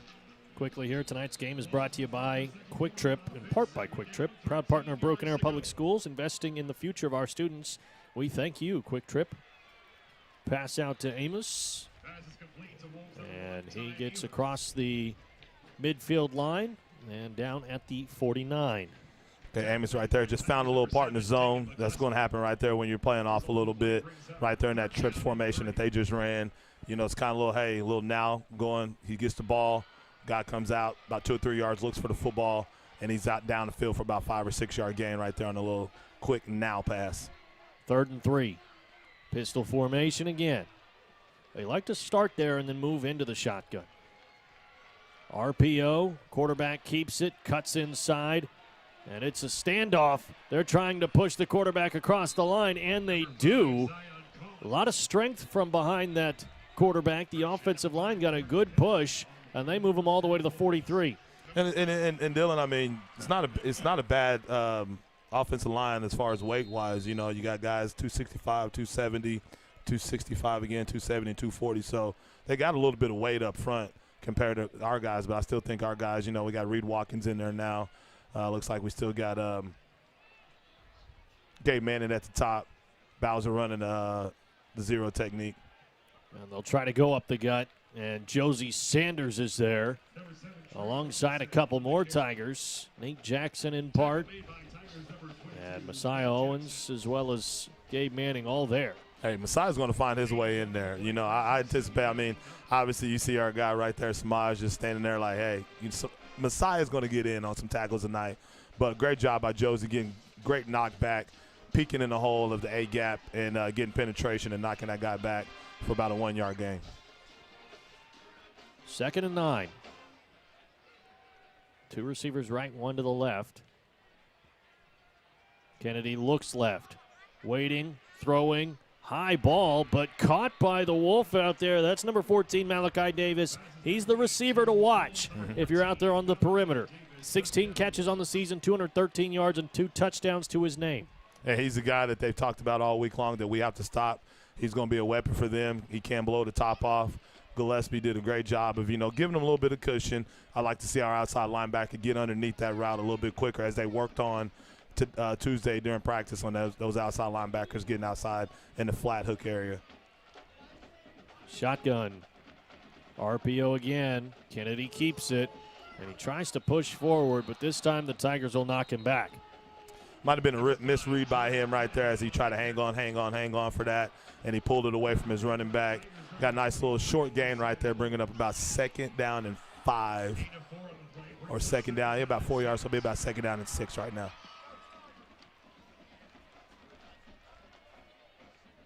So far, Santa Fe's, keeping with their game plan, running the clock, keeping the ball on the ground, short pass game. As we got 2 guys out here playing a little off right there, Masai's with Apex.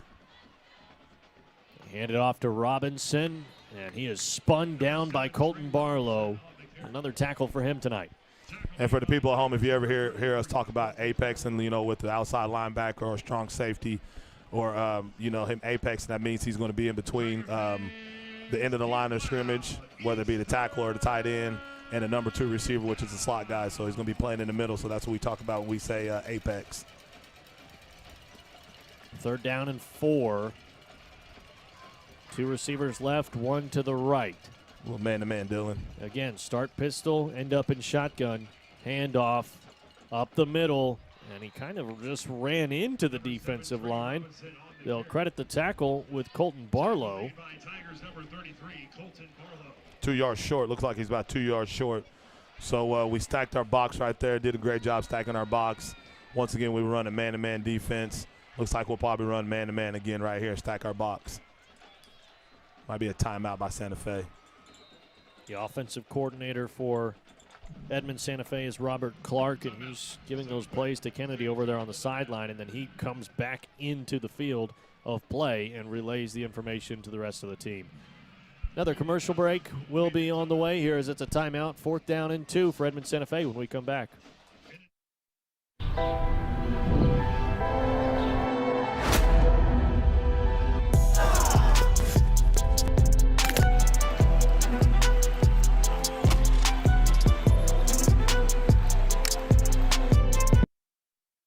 While you are teaching someone special the nuances of keeping the wheel steady, we can provide you means for you to maintain financial equilibrium.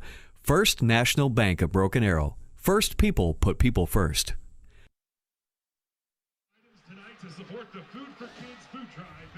Tiger huddle out there on the 25-yard line, getting set to go back out on defense. 4th and 2 for Edmond Santa Fe. Coach Mo, if you're out there with the headset on for Edmond Santa Fe, what's the play call? Well, with my secondary that I have, and I'm confident in my secondary, I know Crave and Higg are making the discussion. Higg's out there talking to him right now. I have confidence in my secondary, so I'm probably going to press them, go man-to-man. I'm probably just going to load the box and send the heat. I was asking for Edmond Santa Fe's play call. My bad, but you know what? I like hearing BA's play call as well. But Santa Fe's play call, my bad on that, Dylan. But Santa Fe's play call, you might look at they've been running a little RPO action right here. So you might see them try to run it again or get a little quick hitch game or slant route as they have a little the receiver down here at the bottom can probably run a slant. They'll go RPO as you had predicted, and Kennedy just lost his footing, and he goes down just shy of the 20-yard line, so the Tigers will take over on offense. Sorry about that, Dylan. I was locked in. You're all good. It's just getting both sides of the coin. I was locked getting in. Perspective for both teams. I mean, we do have the Santa Fe audience joining us tonight, but yeah, that was. I mean, obviously they went a little RPO. They felt that their guy could get the action in on the edge, but we were right there for the play to stop them. Now we got the ball right at the 20-yard line, turnover and downs. Back to the Tigers on offense. 1st down and 10, ball at the 20-yard line. Satimba in the shotgun. 2 receivers out there, the tight end Irvine. And they'll hand it off up the middle. That's Grayson Betts getting the carry. And a short gain for him. I like it. I mean, you're in the first half. You want to get the feet wet of a lot of guys tonight, get some guys that could be in a situation to where they will get a lot of action as the season goes on. You want to get the experience of those guys. So nice job by our guys, Jeremy Smith and Jay, for getting Grayson into the play tonight. Second down and 8. Two guys in motion. That's Birch and Irvine. Snap to Satemba. The handoff to Betts. He's got room and a first down for Grayson Betts. Grayson Betts has earned it. He's earned it this year. He did a great job last week against UConn. We've seen a lot of him in action in JV ball on Monday nights. As we see the replay right here, he's going to hit the ground running as well. You know, great burst of energy right there. Great burst of speed. So great job by him getting that first down for the Tigers. First and 10. Satemba rolls left, looking at Stanford. Slides out of one tackle, but wrapped up by the heel. And a short gain for Broken Arrow. Not bad. Not bad. That's a situation where you're going to want to get a guy in, see if he can make a play. They did a great job of rallying to the football on that play. Brings up second down and about 4 or 5 for the Tigers. This will be a 2nd and 6 for Broken Arrow. Tight formation here. Handoff to Betts. Again, running in between the tackles. And there is a flag down in the backfield. You got to imagine that's probably a hold. It's an area of hold. Statistics show in this little area right here, holds do happen quite often. The referee even threw the flag at Jeremiah on that one. Did hit him in the leg. Just glad it didn't hit him in the face mask. There's an NFL guy that got hit in the eye off of a flag one time. So went right through his face mask, hit him in the eye. So might want to look that up on YouTube. It was a Cleveland Browns guy that got it. So I don't think that guy. I think he had something going wrong with his eye, and he wasn't able to play ever again. 2nd and 15. Satemba back to pass. Some pressure from Battle. And the ball gets away. It's Peyton Lang, and he's knocked out of bounds with authority by Santa Fe. But he gets past the original line of scrimmage, so a good gain there for the Tigers. They actually will mark him down at the original line of scrimmage. They shorted him probably a yard there. But a 3rd down and 10 now for Broken Arrow. Jeremiah trying to get out of the pocket right there. Felt a little pressure. Thought we were going to have a little scramble drill right there where Peyton will go long on that, but Peyton felt he should come back to the football. But that's an incompletion, but it's not a big completion that we'd like to see. Irvine runs outside. He'll set a pick for Samaj Stanford. He's spinning forward, gets down just short of the 40-yard line, right on the 40-yard line. And that'll be a 4th down and 1. Defense is playing great. Now you're bringing in Birch, bringing in Tayshawn as well. Looks like Irvine's going to stay in as well. You got Zan at the top, Tayshawn here at the bottom. I'd say you just hand it off to Grayson Betts right here. See if he can get that 1 yard. It's on the bigs on this play. Betts does get the handoff. Plenty of room to the left and an easy pickup. First down for Broken Arrow. Hey, this is the Grayson Betts drive right here. He's done a great job. Great job of showing what he can do out there on that field on this Friday night, homecoming night for the Tigers, as we got Octavian back into action out here running back. Great job by Grayson there in that series so far. It's Octavian Roberson in the backfield now. First down and 10 for the Tigers after the kitchen tune-up first down.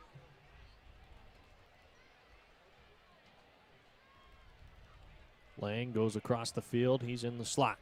Now he comes back across the field in motion. Satemba looking long. The wheel route to Roberson. Just can't reel it in. So we call that the rail. We call that the rail nowadays. It's obvious. It's the wheel route also, but in a lot of defensive rooms now, when you got one guy going deep like Samaj is going, and you got the running back coming out the backfield, we call that the rail route. And I'm gonna tell you right now, I know Satemba would want that one back. Take a little bit off of that, but had some air underneath it. Octavian couldn't get underneath it. He got his fingertips on it, but couldn't reel it in. Hey, but that's a great play call right there. You're dinking and dunking, and then you're able to try to go deep with it. Hicks in motion. Handoff. Betts. He'll follow the tight end, and he's into the secondary. A hard hit from Grayson Betts, and he moves the chains. And as you see, he's low center of gravity. He runs low. He runs behind his pads that we see on this replay right here, Dylan. He runs behind his pads. He's going to fall forward. He's got a great lean to him. Great job by Grayson once again. Satemba back to pass, looking long again. It's Samaj Stanford out there this time, And this time he really overthrows it a couple of yards out in front of Stanford. Tigers yet to convert on one of those big home run plays, but still, that ground game is working. Ground game's working, and I wonder if you tell Jeremiah to take a little bit off of it. I mean, you're with the wind right now, and if you get it up there and past the stands, it's probably going to fly a little bit longer. But probably tell him to take a little bit off of it, or at least put it more on the line, especially with Samaj beating that guy by a few yards. But, hey, we might just go ahead and get the ball right back to Grayson here on second down. I got a round of golf tomorrow, so I got to be thinking about these kinds of things. Hand off to Betts, right side. And a good block from Brashear. There's a pancake back there. And it gets Betts to the 40. And we're doing a great job up front, and they're feeling what they need to feel as we see the official talking to JJ, probably the little things they need to watch out for. But good rhythm by our offensive line, good rhythm by our run game right now. Right now, I guess we're seeing a good rhythm in our play calling. So we'll see how this continues in this third down play. Back to pass once again. Satimba looking left. Caught by Tayshawn Jones-Wade and hit immediately. Great concentration to hold on to the football. Looks like that's going to be a first down. Move the chains. Hey, once again, he's getting that rhythm. He's getting the short pass game going. Looks like Jay's also getting into a rhythm right there. He's walking up and down the sidelines right there. It's kind of entertaining to watch how Jay calls plays out there on a Friday night. I'll tell you one thing. He's never lacking juice. He's always ready to go. First down and 10. Laying in motion. High snap. Satimba will keep it. And he's met quickly by the linebacker, number 47, Kingston McMacken. As we had Peyton going a little jet motion right there, kind of a high snap. Don't know if he was actually supposed to hand it off, but great job by our guy, Jeremiah, to grab that football and go forward for some positive yardage. 2nd and 6. Betts still in the backfield. Coming into tonight, he had only 10 carries to his name, 27 yards. Had 7 carries against UConn, but that was much later in the contest. Pass out in the flat, it's Lang. Great move to make the defensive back miss. And a good gain there. They will, looks like, just keep the chains there by a little bit. A 3rd down and 1. And that's what you want to see as on a hitch route. You want to see your guy catch it as quick as possible, get his head around, make a move. Once he can make that first guy miss, he get upfield and cause a big play. This is Titan Hicks now in the backfield, all by his lonesome. Alex Jobe at tight end will go across the formation to make the block. Wrapped up in the backfield. No chance for Hicks to get anything. And a good tackle by number 22. That's actually 23, excuse me, Cam Glover. Cam Glover with a great penetration up the middle right there. Bringing a 4th down, obviously, I think we're going to go for it. He got penetration in between our interior line right there, so did a great job. 4th and 1, Satimba back in at quarterback. Betts right behind him. They'll go back to Betts on another 4th down. He falls forward past the 25-yard line, but not enough to move the chains. So the Tigers held up on 4th, and a first down now for Edmond Santa Fe. And, Dylan, we got to win that type of a ball game right now. Right, you have to. I mean, it's a yard. You're going up against a team that's 0-5. I think you're a little bit better than they are up front. We have to be able to win that battle because those are the type of battles that you have to win going into the playoffs or in the playoffs. So we have to be able to win that up front battle on a 4th down and 1, especially having them backed up in their own territory. 2:52 left here in the second quarter. Fresh set of downs for the Edmond Santa Fe offense. And things were looking great. I mean, running the football, great rhythm. Just a little disappointed that we ended on that. Kennedy the handoff. And a gain of 1 for the running back Shaying. And once again, Santa Fe's, they're keeping the game in the distance that they want to keep it at. Obviously that's probably the game plan they had. Slow the game down, possession, time of possession. Let's win that battle. Keep it within 2 scores. Right now you got 2 minutes and 26 seconds left on the clock. It's a 2-score game. You got the football in your own territory. But right now I think Santa Fe feels a little bit good about what's been going on with their game plan. Snap to Kennedy. The handoff to Shaying. And he's met by Nate Jackson. But he gets across the 30 and down at the 31.5, almost the 32. Tackle made by Tigers number 22, Nate Jackson. Keep pounding. You got to keep bringing the hammer, guys. Just keep bringing the hammer, Tigers. I'd say right now you probably want to look at a situation where if they do run the football, try to get the football on the strip. You know, you're doing a great job of gang tackling tonight. A lot of hats to the football all night long. So I like to see a big turnover as they got 3 receivers to the top. We call it trips tight right now. Minute and a half to go. Kennedy handing it off, and he is swallowed up at the line of scrimmage. The Tiger defense not allowing any breathing room, and it's Josie Sanders coming up with the tackle. Timeout called as Broken Arrow's got to think about the clock here. All 3 timeouts, they will use 1. Minute 15 to go. 4th and 3 for Edmond Santa Fe, and the Tigers hoping to get the ball back and go down and score. Hey, I mean, it's a good timeout by the Tigers. Minute 15. You get to stop on 4th down. Bringing up a 4th down play right here. You get to stop right there. So you're going to force them to punt, hopefully, and understand that you got to watch out for the fake. I mean, we've had a couple fakes go on us this year. So big-time talk by our guy down there, Travis Hills. He's talking to the guys. Hey, just stay strong. Let's get the football back so we get the football into the end zone. Quick shout out here at the stadium for the class of 2000 and the class of 2005 for their 25th and their 20th anniversaries of their graduations. And so really cool to see them all here in Broken Arrow once again, as many as can be here. Yeah. And it's always really cool to have homecoming happen and have everybody come back to Broken Arrow. And also honoring the regional champions, the Tigers softball team, and they have punched their ticket to state tournament October 16th through the 18th. That's next Thursday, Friday, Saturday at Devon Park, the home of softball. Yes. The capital of the world for softball. The world. Hey, big shout out to Randall King. I mean, I know earlier this year he got inducted to the OCA Hall of Fame. So big shout out to him. Another regional championship and another trip to the state championship or state tournament. I want to thank one of our One Club sponsors. The Arrow Group is a division of Alliant Insurance Services, proud to support Broken Arrow Public Schools. With deep roots in our community, the Arrow Group provides customized insurance and risk management solutions for businesses across the region. Proud partners of education, proud partners of Broken Arrow. So as I said before, 4th down and 3, the punt team out there for Broken Arrow. Coach Craver out there for the Tigers, shouting out commands to Colton Barlow. Wanted the man on the far side covered. Punt blocked. It's sputtering out of bounds. Will it stay in? No, it won't. But McCleskey was in pursuit. I'm not sure who got to it. I think it might have been number 10, Gabe Manning. And Broken Arrow gets the ball back in prime territory. That's a great job by our punt team as we locked up all the fakes. Looked like that might have been Jack Gardner. To be honest with you, I think it was Edmond Santa Fe just punting into their own man, and Gabe Manning had pushed him all the way back. It's a great job. Once again, we covered up all the guys. We had our eyes on their up back, had our eyes on their receivers.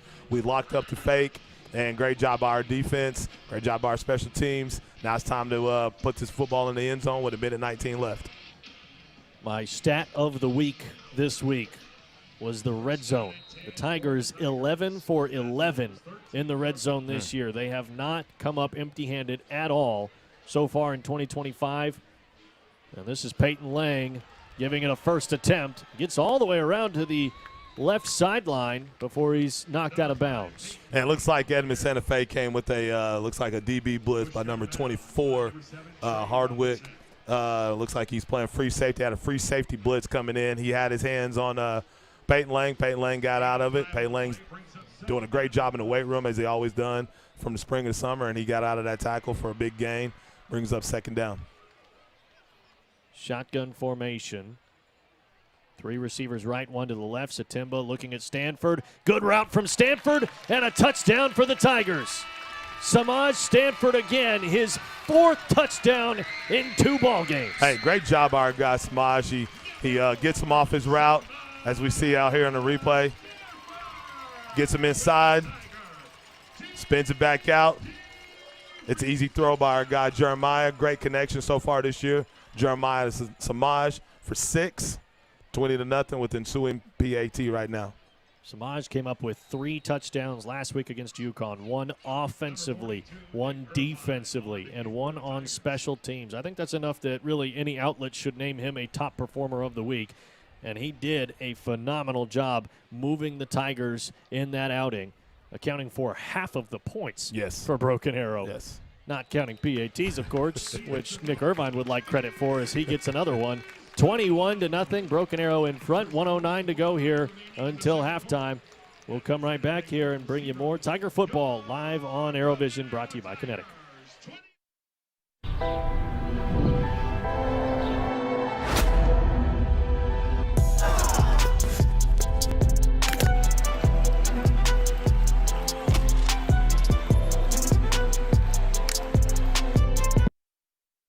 While you are teaching someone special the nuances of keeping the wheel steady, we can provide you means for you to maintain financial equilibrium. First National Bank of Broken Arrow. First people put people first.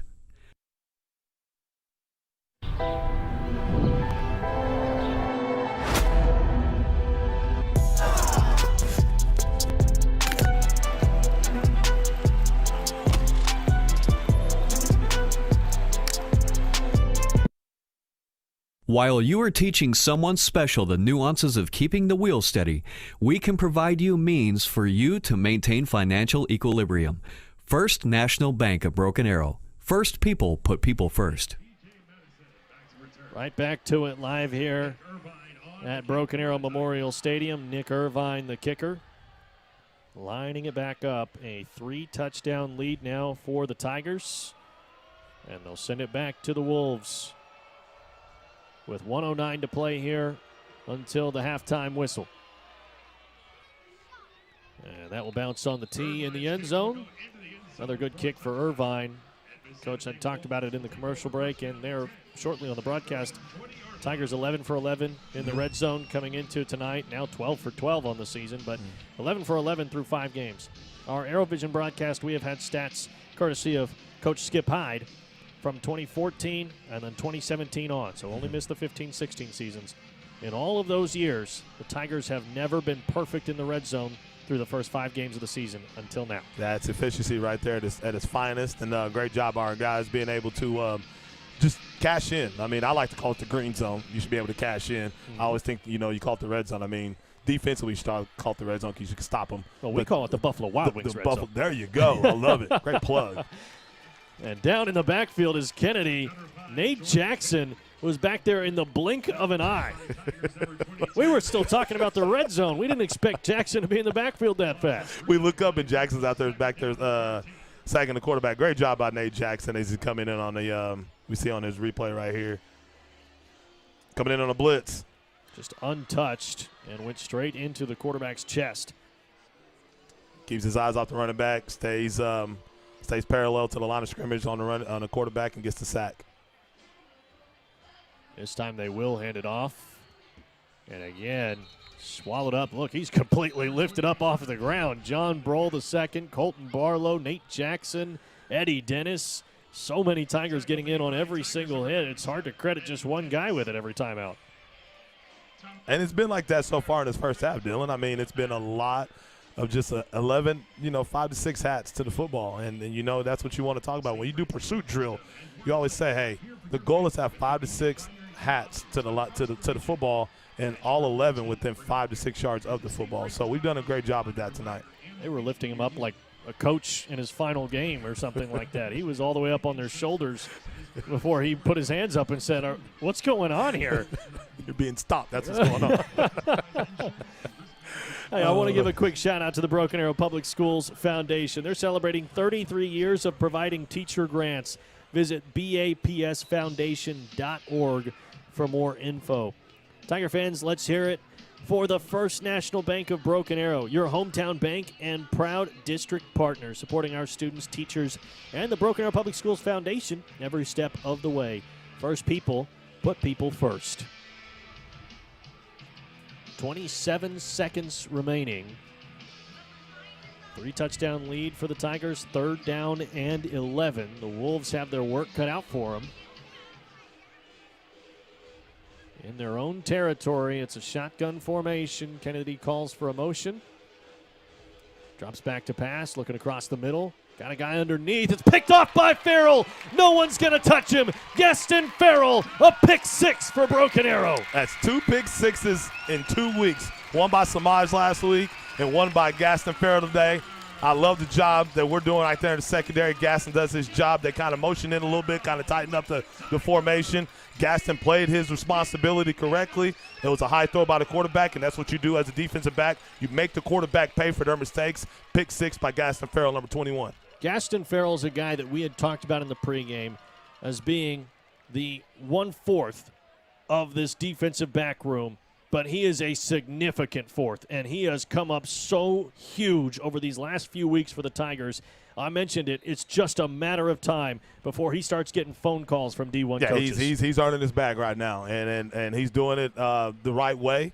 Like I said, he's made his strides in the offseason, in the spring and the summer. You know, he had to face some adversity in the spring and the summer, and he got through it. You know, but he's the type of guy that's going to make you pay. Teams are going to try to game plan to go up against Gaston Ferrell, as we got the field goal is good, the point after is good for a 28-0 lead by the Broken Arrow Tigers.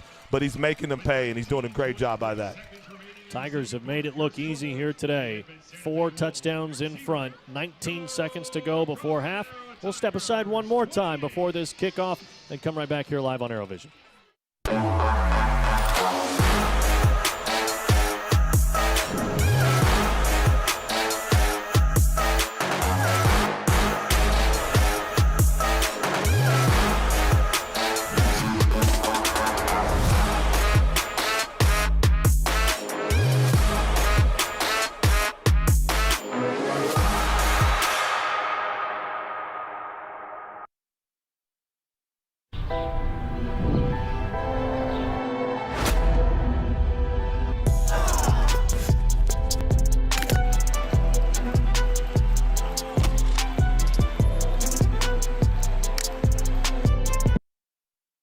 While you are teaching someone special the nuances of keeping the wheel steady, we can provide you means for you to maintain financial equilibrium. First National Bank of Broken Arrow. First people put people first. The kick team is out. Nick Irvine set to put toe to leather one more time. 4-touchdown lead for Broken Arrow here in the first half. Santa Fe retrieves it at the 1. Running hard to that far sideline, actually the middle of the defense, and he's got some room. A great return there, and a chance for Edmond Santa Fe to maybe do something on a Hail Mary attempt. There's still 10 seconds on the clock. Malachi Davis, we had talked about him being the Energizer Bunny for those Wolves over there, and he comes up big on the return team rather than on offense. Well, and the thing about it is when you get a kickoff, this is something that we teach at every level. You get a kickoff, you got to hit it hard. You got to hit it fast, and that's exactly what he did, and he got a great return and great field position. There was a block in the back, though, so they will bring this one back.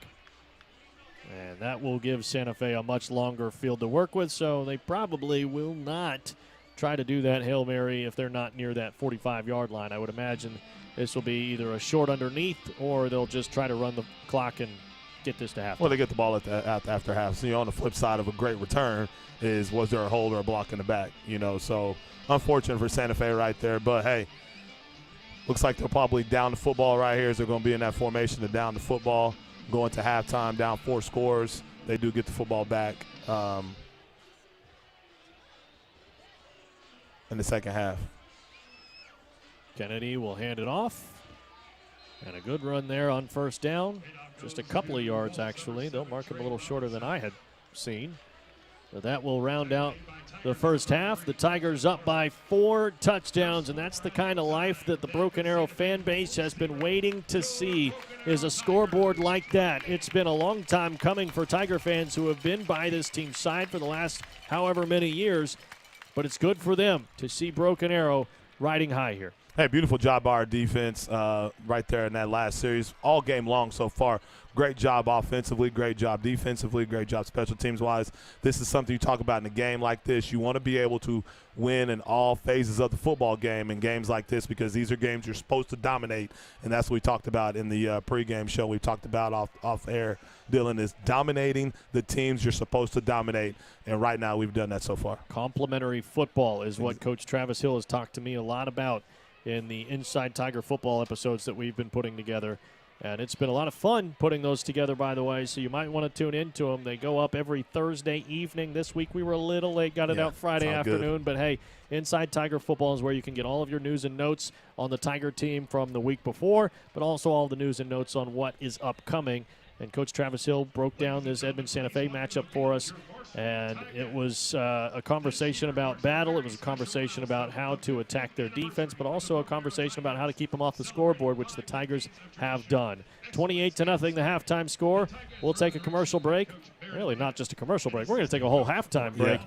We cannot show you the Pride's performance at halftime. There is copyright reasons behind that. So if you're looking for the Pride performance, unfortunately, you will have to come to the stadium to see them perform. But we thank you for joining us here on ArrowVision anyway. Halftime break coming your way. We'll step aside and come back here live on ArrowVision in a few minutes.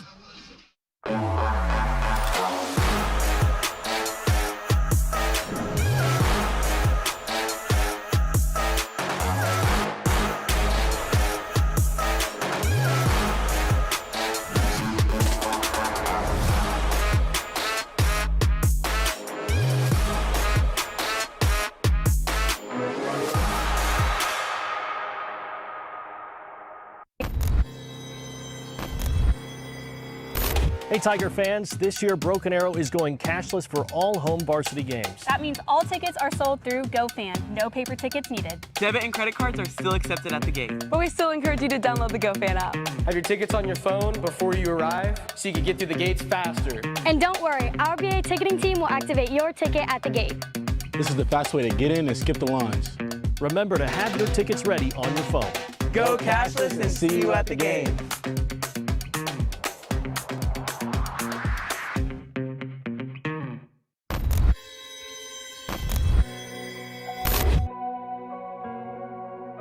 For 25 years, this plot of land on the corner of 61st and County Line has been home.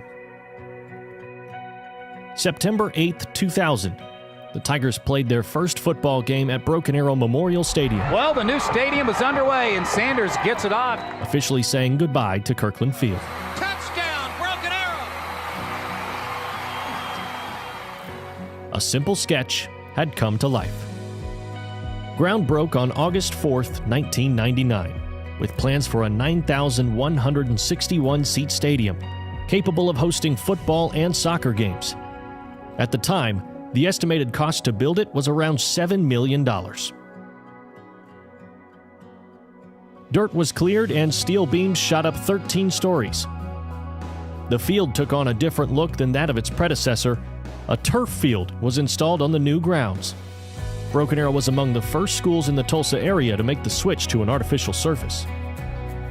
The video board was installed at the south end zone. At the time, there wasn't a seating section, event center, or indoor athletic facility. A south end zone left solely for the then massive electronic scoreboard. One thing was still missing. The new stadium needed a name. Jack Nafee, a World War II veteran and Tulsa area attorney, requested that the new stadium name honor Broken Arrow veterans, specifically those who had lost their lives fighting for our freedom. There wasn't much deliberation. The new grounds would be called Broken Arrow Memorial Stadium.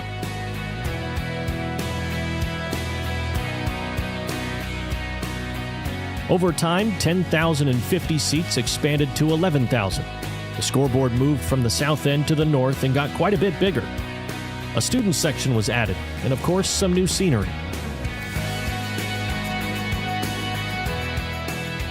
As the facility got a facelift, one thing never changed: the heart of this great stadium. Tiger fans, you have filed into these bleachers, cheered loudly for the black and gold, stomped your feet in big moments, and always made this house a home. So thank you for 25 unforgettable years.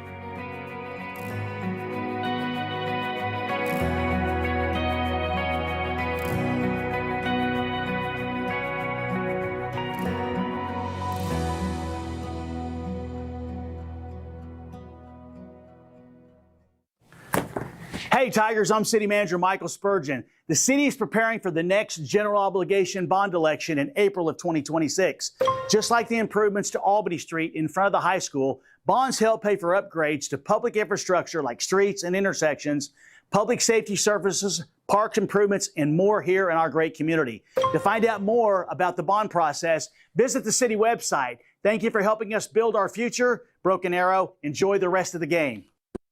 Hey BA Tiger fans, now's the time to show your school spirit. Support your favorite school with the Broken Arrow School Pride debit card from TTCU Federal Credit Union, the only card that gives back to Broken Arrow every time you use it. Since the program began, TTCU has donated over $350,000 to Broken Arrow Public Schools. That's a lot of support from fans just like you. Whether you're a student, parent, or a proud Tiger fan, your everyday purchases can make a difference. With TTCU, you're not just banking, you're backing your school and local community. Join the thousands of TTCU members who are already using the Broken Arrow card. It's super simple. Use your BA card and TTCU donates. Thank you, TTCU, and thank you, Tiger fans. Support our school with every purchase. Go BA!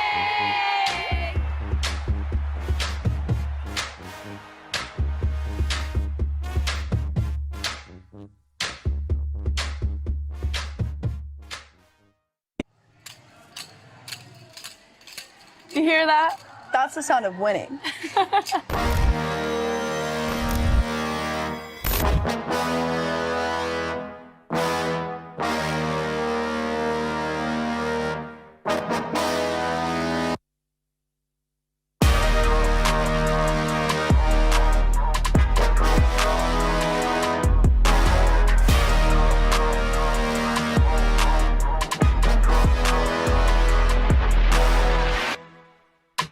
We graduated out a great group of kids. We had tons of kids who had been on the team since they were a freshman. So we graduated out a ton of experience, but this group of kids that are coming up as seniors, they are just so hardworking and willing to do whatever we ask of them. They are so bought into like what we are doing and what this program is doing. Being a senior and being a captain means a lot this year. I've kind of watched every other group like leave and like they leave a legacy each year. I feel like last year's group of seniors was a really good group of seniors, and they all kind of led the team by example, and I think that's what a captain should do, and I also think that's what a senior should do as well. It means a lot to me to be able to have the same seniors around. We have a really strong senior bond, and I think it's good to have that leadership on the team, and we always talk about what we need to do for the team and how us as seniors can help bring the team together. They have all made me the person that I am today, and without them, I don't know where I would be. And they made me the leader that I am, and so I think that it's just impeccable to like say that like they are my best friends. This year's state routine, we have way harder skills than we've had before, and I'm so excited to go put it on the mat.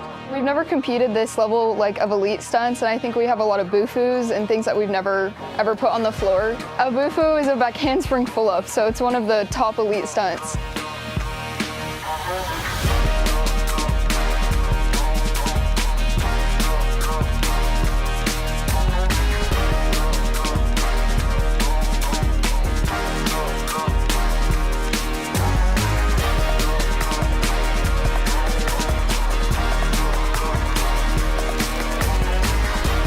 We've been in the cheer gym all the time, it feels like. We put in so many hours, and I really feel like it brought out the leaders of our team. I'm most excited that we have like a big competition because Owasso is like our main competitor, and like I'm excited to go up against them again this year. I think that it drives us a lot, like it fuels our fire a lot. A lot of us are friends with people on Owasso. I feel like that's pretty cool that we can have that bond with them. We do have a young team, so that's a little bit new. We have 5 brand new top girls on the state floor that have never competed on a state floor before, so that's going to be a challenge, just getting them to understand like what the whole regionals and state experience is about. But they're incredibly talented, and these kids are just so fun to work with because you can't give them anything that they can't do.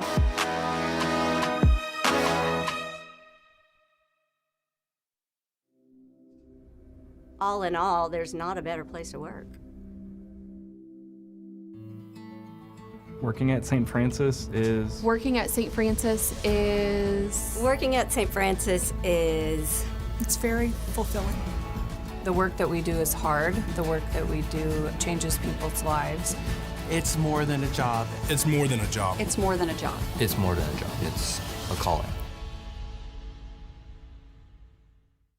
It's time to update your kitchen, just for you. Kitchen Tune-Up will make your kitchen look and feel transformed. Let's create a kitchen that inspires and uplifts you. Kitchen Tune-Up. Update, upgrade, uplift. Get your taste buds ready, because we're bringing all the drip and none of the drama with our new sauced and tossed Tender Bites. They're juicy, crispy, and sauced like a boss. Bite into your new obsession. Only at Slim Chickens. Hey Broken Arrow, I'm Kristen Chenoweth and you're watching ArrowVision.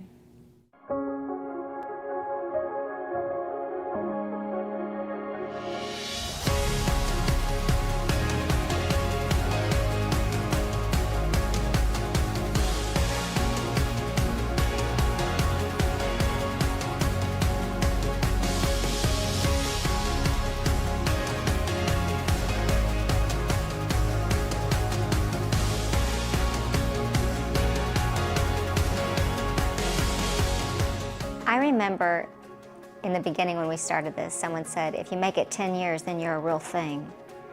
And here we are at 10 years, and I'm elated because I know we're changing lives in a very powerful way through my favorite milieu, which is the arts.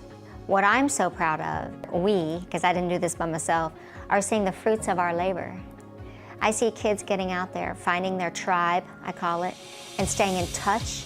And the thing I'm most proud of, yes, I'm glad when they light bulb moments happen and we have 3 finalists in Jimmy Awards just this year. We have so much success, is that they make lifelong friends. They stay in touch, they love on each other, they care about each other, they're encouragers of each other, and that is what I'm most proud of. For somebody who's lived in Oklahoma my whole life, I think it's very important to have something like this here because we don't get a lot of theater expertise here. And having all of these professionals coming in, being eager to teach you, and just having all of this experience and being able to be with all these people as like-minded as you is really special.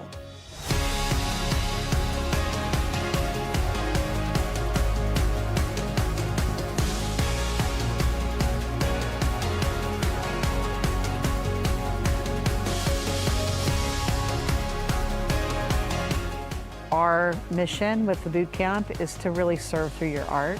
And so we brought the Stars on Stage program from Broken Arrow Public Schools into the mix. And so we do a Saturday night meet and greet with the kids. So our artists are kids with special needs, and they have a peer mentor that partners with them. And that peer mentor is just a shadow to help support that kid do a role in a full-fledged musical. And it really becomes a moving segment of the camp. It really is an impactful moment. It teaches us to stand back and to help others and support them by using our talents to do that support.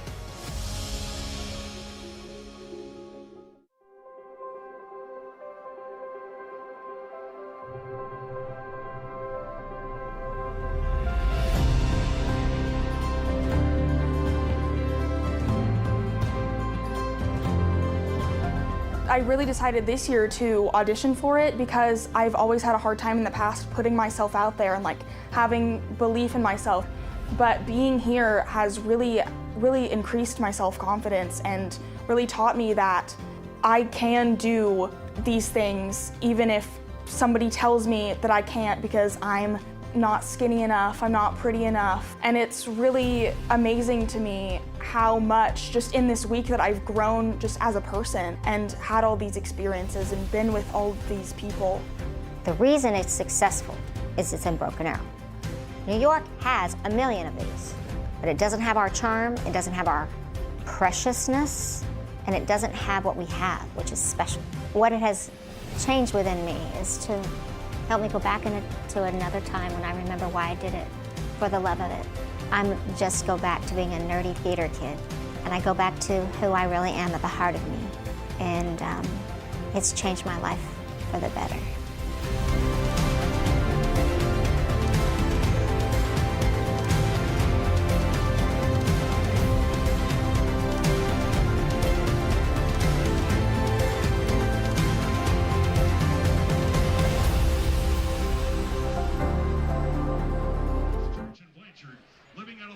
mission of faith and compassion.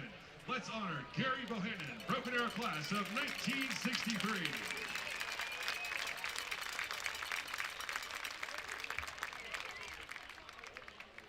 Next, please join us in honoring Jan Simmons Collins, class of 1965.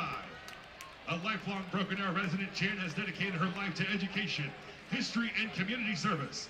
After earning her degrees in Northeastern State, she taught elementary and became a champion for literacy, even publishing 7 children's books. Jan's love for Broken Arrow's past inspired her to co-author Meet the Centennials, 100 Legacy Makers, and to serve as a longtime supporter of the Museum of Broken Arrow. For more than 6 decades, she has volunteered across the community, from the Rose Festival and Gardens of Central Park to Village Nursing Home and class reunions. Jan has also been a proud Alpha Sigma Alpha member for over 50 years, recently named Woman of the Year. Let's celebrate Jan Collins, Broken Arrow class of 1965, a true example of lifelong service and hometown pride. Now, please join us in recognizing Dr. Todd Freeze, class of 1988. Dr. Freeze has built a remarkable career defined by excellent service and leadership in medicine, education, and the military. After graduating from Broken Arrow, he earned degrees from DeVaugh University and Emory University, where he graduated with high honors in medicine. A nationally respected endocrinologist and professor at Duke University, Dr. Freeze is celebrated for his expertise and dedication to teaching, earning Duke's highest academic teaching award. He also served 10 years in the United States Air Force, achieving the rank of Major and receiving multiple commendations, including the Air Force Commendation Medal and the Humanitarian Service Medal. From medical missions across the globe to community service at home, Dr. Todd Freeze exemplifies a life of purpose, compassion, and excellence.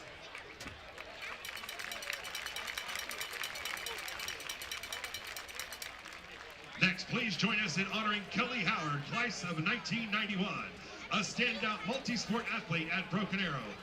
Kelly helped lead the 1989 state champion softball team before earning all conference honors at East Central University, where she struck out only 3 times in 142 at-bats. She'll be inducted into the ECU Athletics Hall of Fame in January of 2026.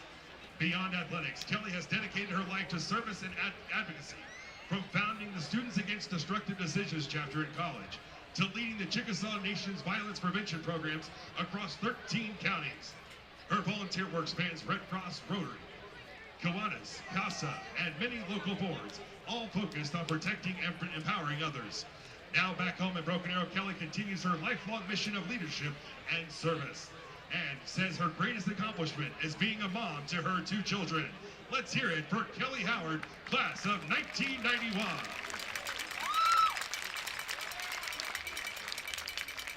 Finally, let's hear it for Brandy Roulette, class of 1992, who is not able to be here with us tonight. Dr. Roulette is the true definition of a servant leader, dedicating more than 20 years to Broken Arrow students, families, and schools.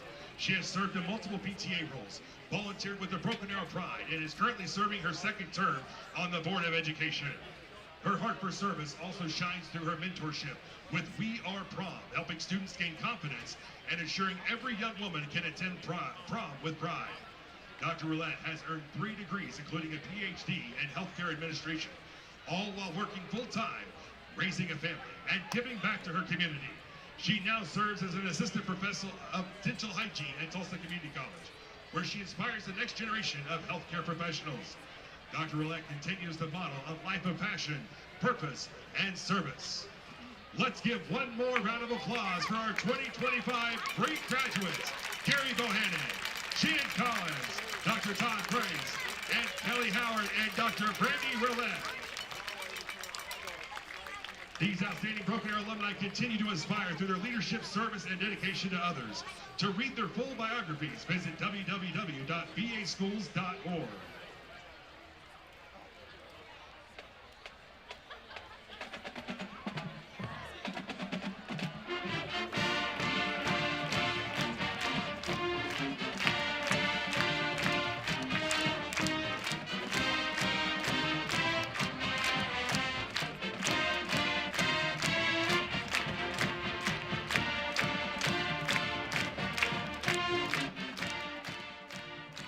Welcome back here live on ArrowVision, brought to you by Kinetic. It's still halftime. The Tigers up by 4 scores. It's 28-0. And it feels like the Tigers have been able to really take control of this ball game. A lot of highlights from this broadcast, and it starts with really the pregame, right? You've got the homecoming events going on, and you got to name a king, you got to name a queen. Yes. You know, unfortunately, we didn't get the king, but I'm not still bitter about that. I didn't actually go out there, but hey, you can still be bitter about it, I guess. They don't have an ArrowVision one. I was in ArrowVision back then as a student. We need to work on that. They need to have an ArrowVision king nominee. That's what I think. Yeah. But, hey, they have to start there, right, the highlights. And so you go to the homecoming king and the homecoming queen, and a great festivity at the beginning of the game. The Tigers run out, and the game gets going, and it's been really all Tigers since the beginning of this ball game. They've been able to keep their hands all on the Edmond Santa Fe back and just keep holding them down. 4-touchdown lead right now. Tigers really good defensively in this ball game, and we've seen a lot of really good defense all season long, only allowing a total of 17.6 points per game to their opponents. That is third best in 6A1, so the defense has been a real marker for this team. And when you got a defense that's in the top 5 in the state, you're in a situation where you can put yourself in position to be in the semifinals, quarterfinals, wherever it's got to be, but you're going to be a mainstay, a player in the playoffs. You also got a touchdown from Octavian Roberson, a touchdown from Titan Hicks after he fell forward, really spun forward across the goal line, and a couple of quick scores. And then you've got BA with some great running backs. This one not really getting a lot of time throughout the season, but you know what? He's getting a lot of time here tonight. Grayson Betts has been phenomenal. Then you get the blocked punt. Gabe Manning just forcing one of the Wolves back into the punter. And Samaj Stanford catching the touchdown there on the goal line. Then, of course, the highlight of the first half, if you ask me, Gaston Ferrell, a pick 6. And he has been a really solid cornerback this season. And like we said, he's 1/4 of that secondary back there, and he's the guy that everybody wants to pick on, and he's making a pay so far this season. Madison Dildine is down on the field, and she has Coach King, or Coach Hill. I was about to say Coach King. We've been talking too much about softball in these commercial breaks. I'm thinking about softball. Devin Park is the host, though, for regional softball or state softball, which the Tigers got through. Yeah. And so a great performance from them in the regional play, and now on to the state tournament. So got to give some props to Coach King on this broadcast, right? Well, and the thing about it is, what this like number 34, 35 that he's been to the state tournament. You know, I mean, he's stacking those titles over there, and especially in the regional part of it. And let's bring another ring back home. Well, I've got the right coach now. It's Coach Hill. He's down on the sidelines with Madison Dildine. Coach, you've got a shutout right now. What's working for you? You know, we obviously tackling well tonight, running the football. Those things are good, and you know, it's nice to set up those easy points there at the end of the half by big plays, obviously, with the pump block and an interception return. So, you know, it makes you feel good right now. Let's see what we get the ball the second half to see if we can make some more separation. Thanks, Coach. Thank you, guys. And we are happy to have Spring Dental sponsor our interviews with Coach Hill, both at halftime and post-game. Also want to say thank you to Slim Chickens, who sponsors our 60-second spotlights at the beginning of the game. I didn't get that squeezed in there. There was so much commotion down there on the field. And can we talk about how the weather has changed? Yeah. It was sunny. We had the sunglasses on. We mentioned it earlier. Beautiful weather. And then I look up later, and it's pouring rain. It's different. I mean, like you said earlier, it's like these weathermen, these meteorologists. You know, they give a prediction. They say, hey, it's going to be like this. And next you know, some wind, Oklahoma wind comes in, rain comes in, cold front comes in. Yep. It just changes the atmosphere quickly out here in Oklahoma. Well, I ask you this from a player's perspective. How much different is it to play with a wet ball and on a rainy day? It's difficult. If you don't practice with it, if you go through the whole season and you haven't had this type of weather, it becomes difficult. But I will tell you this much. I think we do a great job of protecting the football, putting our guys in positions to not make the turnovers that they have. But I don't think that was a big-time situation for them on the field. Speaking of turnovers, that's one thing that's been a point of emphasis in practice, because the Tigers had 5 fumbles coming into tonight's ball game, and it's been a lot on the running backs and Octavian Roberson specifically. And cleaning that up, that's going to be a challenge this season. But so far tonight, everything clean through the first half, and that's something that I know that not only Coach Hill's going to be happy about, but Coach Wilkinson's going to be happy about, Coach Smith is going to be happy about. A lot of guys with smiling faces when the ball is still in the Tigers' possession. And you want to win a turnover battle. That's championship football. You want to win a turnover battle. You want to create turnovers on defense. You want to do not turn the football on offense. But Octavian, he's done a great job this week. Like I said, I was up at practice on Tuesday, so they did a great job of making sure that he holds on to the football. 3 points of pressure. Don't carry the football like a loaf of bread, and you should be fine. Edmond Santa Fe has an uphill climb, 4 touchdowns down right now. If you're in that position, Coach, you're down by a few scores. What's your message to the team at halftime? Chip away. Just keep chipping away. You know, you want to come into a situation now where you tell you guys, hey, fellas, let's just go out there. Let's finish this game right. It's 0-0. You know, let's forget about the first half. Let's continue to chip away. What positive things can we get out of this game to go into next week? We'll see what comes of this third quarter. We'll take a commercial break, come right back here live on ArrowVision, brought to you by Kinetic. Hey BA Tiger fans, now's the time to show your school spirit. Support your favorite school with the Broken Arrow School Pride debit card from TTCU Federal Credit Union. The only card that gives back to Broken Arrow every time you use it. Since the program began, TTCU has donated over $350,000 to Broken Arrow Public Schools. That's a lot of support from fans just like you. Whether you're a student, parent, or proud Tiger fan, your everyday purchases can make a difference. With TTCU, you're not just banking, you're backing your school and local community. Join the thousands of TTCU members who are already using the Broken Arrow card. It's super simple. Use your BA card and TTCU donates. Thank you, TTCU, and thank you, Tiger fans. Support our school with every purchase. Go Yay!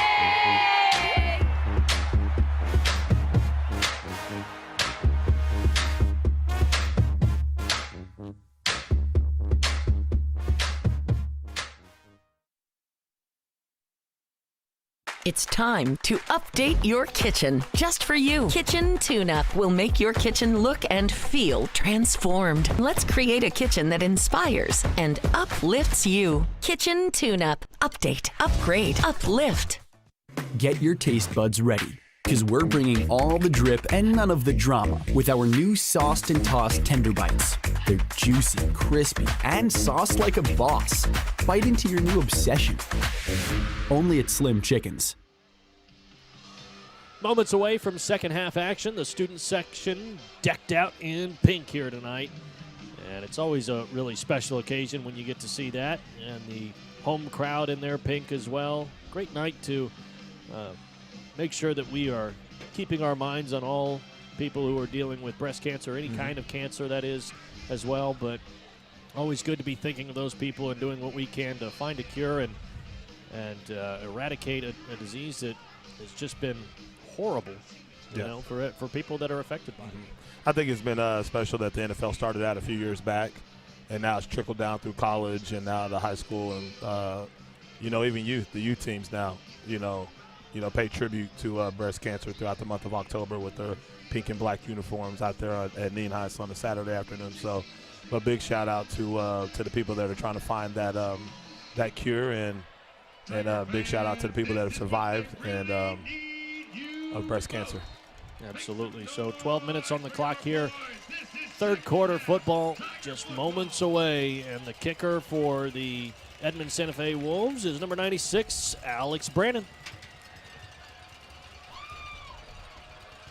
The rain has at least subsided for now. Still a lot of wind, and it's still going from the south end zone to the north, so right to left across your screen. Ball received by the Tigers. It's Grayson Betts. He rattles off a couple of would-be tacklers and finds some running room on the edge before he's pushed out of bounds by the kicker. Flag down, so we'll see where they end up spotting this football.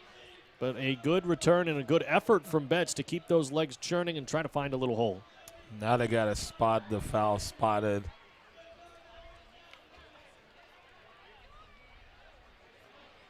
I got spotted at the 24, so it'll probably be a block in the back, a hold. We'll see. Holding. I see it. Right there in the center of your screen. Yep. And it looks like it was number 27, Devin Thompson. Yeah. They'll bring it back to the 14-yard line. You know, I mean, hey, Dylan, I mean, here it is. You know, you start up, backed up into your own end zone, you know. So let's go ahead and prove to them that we can run the football well in the second half and get out of this game healthy and victorious. Titan Hicks, the tight end, goes in motion. They hand it off. Good running room up the middle, and a solid gain for Octavian Roberson. And that you're going to see a dose of the run action right now tonight. Like I said, we're up 4 scores right now. Tigers are up 4 scores. Edmond Santa Fe. Just got to keep chipping away. Like we said, you got to be able to hold the Tigers to a situation where they have to play 3 downs, 4 downs, or either get them to methodically move the football down the field and get a turnover. 3 to the right, 1 to the left. If you count the tight end, Titan Hicks. Satimba lost the football, and he's eaten up in the backfield. It's number 23, Cam Glover, once again coming up big for the Wolves defense. And it looks like Battle's in also on the action right there. So Tigers unfortunate on that second down play, a little mishap on the snap, a little bit high for Jeremiah. Maybe he wasn't paying attention, but it was a little bit high. Brings up 3rd down and 9. Santa Fe's probably going to be in a little bit of a prevent defense right now, trying to protect the sticks. They got 3 high safeties on this possession right now. We've talked a lot about Jalen Battle, and he's a 3-star defensive lineman currently committed to Baylor, and he's got the edge there. Satimba has to step up and keeps it himself. Can he get across the sticks? He can, but a flag down. So we'll see if they give the first down, but I'm betting this one comes back. Looks like it's going to be a hold on the outside. Probably going to be a hold on one of our receivers, one of Broken Arrow's receivers. So that'll negate that big-time play by the Tigers. I tell you that Battle's committed to Baylor, but he's also still racking up offers from Power 4 schools. Most recently gotten offers from Missouri and from Auburn. Some SEC interests in Battle.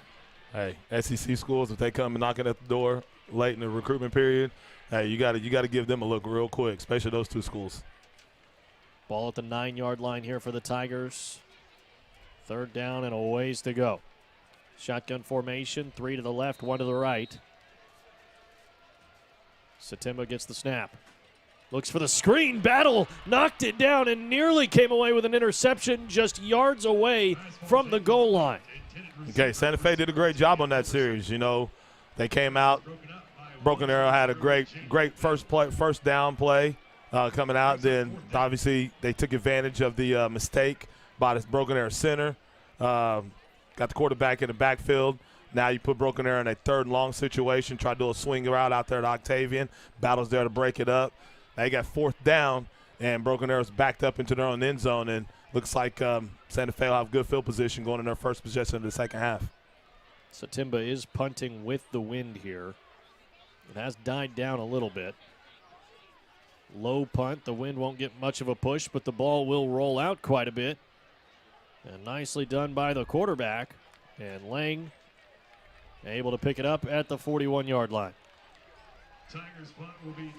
Once again, Dylan, hey, Santa Fe, like we said at right before second half, chip away, chip away. This is something you forget about the first half. You know, let's go out there and have positive plays, stack positive plays here in the second half, get positive yardage on first down, positive yards on second down. You know, try to get the ball down there to score here in this first possession and get it 3 scores. But we'll see what their game plan is here in this first possession of the second half for the Wolves. So the Wolves offense comes back out. They're averaging 8.2 points per game this season. That's 15th in 6A1. Only one further behind them is Enid. The snap to Kennedy, the handoff, and a nice run, strong run by Shaying. And he goes right through Bryson Brown and picks up a first down. And lowered the shoulder pads and let him know that he's coming down his streak for a first down play. Ditch and tune up first down for Edmond Santa Fe.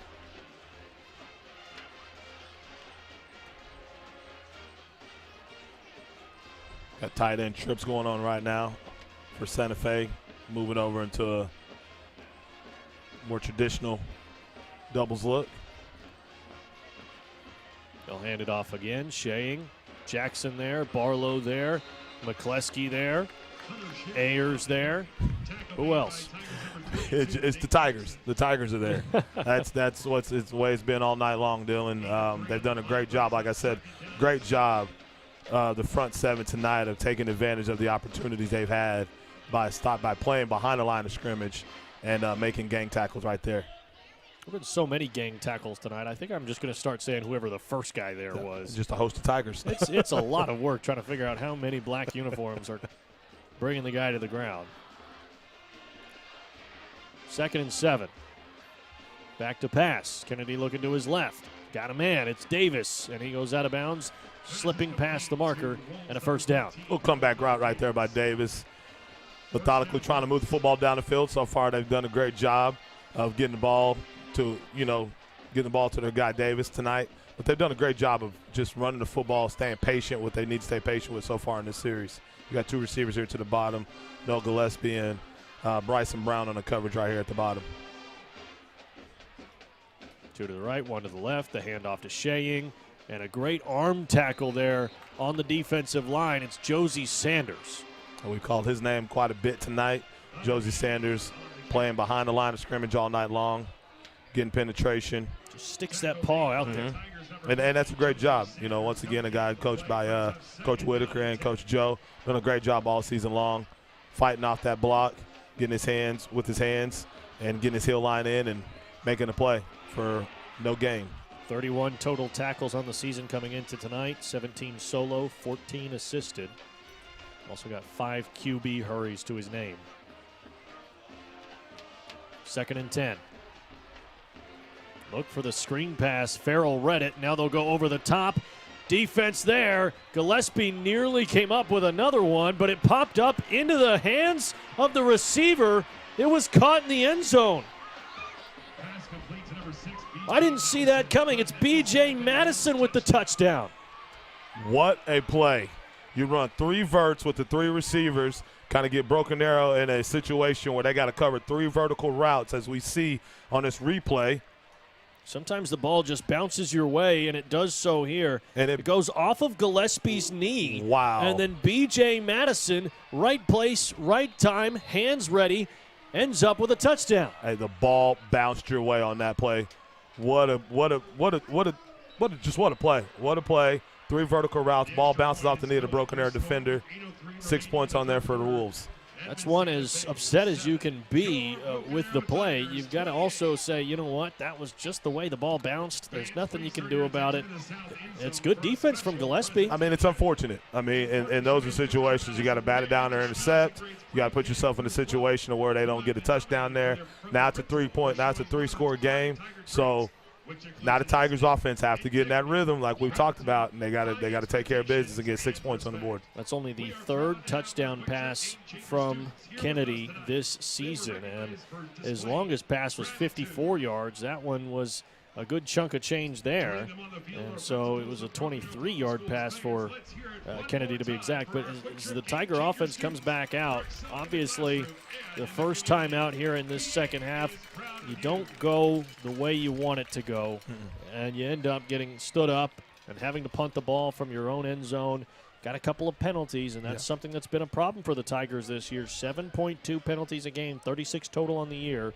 Only had 7 against UConn, so things got cleaned up. But there's been 3 ball games this year that you can point to: the Springdale Harbor, the Fayetteville, and the Owasso game where things got messy. Well, and right now it's starting out messy. You get the 2 penalties. You get the unfortunate play with the quarterback-center exchange. But you get the unfortunate play right here. You run 3 verticals, two inside receivers going right inside the hash, putting pressure on that safety, which was Bryson Brown right there. I mean, he was in the right spot at the right time. The ball just bounced off his knee. Like I said, bat it down there, intercept, get yourself positioned to stay vertical so where you can make that play on the ball. But he was falling down. That ball just bounced off his knee right into the receiver's hands. I mean, that's the luck of the draw on a Friday night in Oklahoma. I would say B.J. Madison, when he gets home, needs to look around his yard and see if he finds a 4-leaf clover, because he got as lucky as you can get right there. That ball was ready and made for him. It wasn't like he had to dive for it. It was right on his numbers. Right on his Just numbers. Put his hands out there. We had talked about it on the softball broadcast. I keep bringing up the softball team, but, hey, they're regional champions, so they deserve it. We talked about it on the softball broadcast that sometimes the ball just finds you. Yes. And that was the case there. He was just there, and the ball falls into his lap. And what they say, you got to go hard every play. You got to go 100 miles an hour every play, because you never know what's going to happen. Right place, right time. 6 points for the Wolves. Short pooch kick. Tayshawn Jones-Wade tracking it down. And Bryson Brown thought he had it, but little miscommunication, and it will end up being the Tiger offense coming out at the 23-yard line. Well, in that situation right there, when the ball's over your head, you always teach your guys on the return team, the ball's over your head, a lot of person behind you to get it, because bad things can happen. It can be a muff situation where the ball goes through your hands. You know, Bryson Brown is right there. He has a good angle on the football. Tayshawn goes back about 4 or 5 yards. Lucky situation for us that we got the football here at the 23-yard line. First down for the Tigers. Shotgun, Satimba. And that's Matthews Boudreau with his first catch in quite some time. He has been quiet this season since that first outing against Springdale Harbor.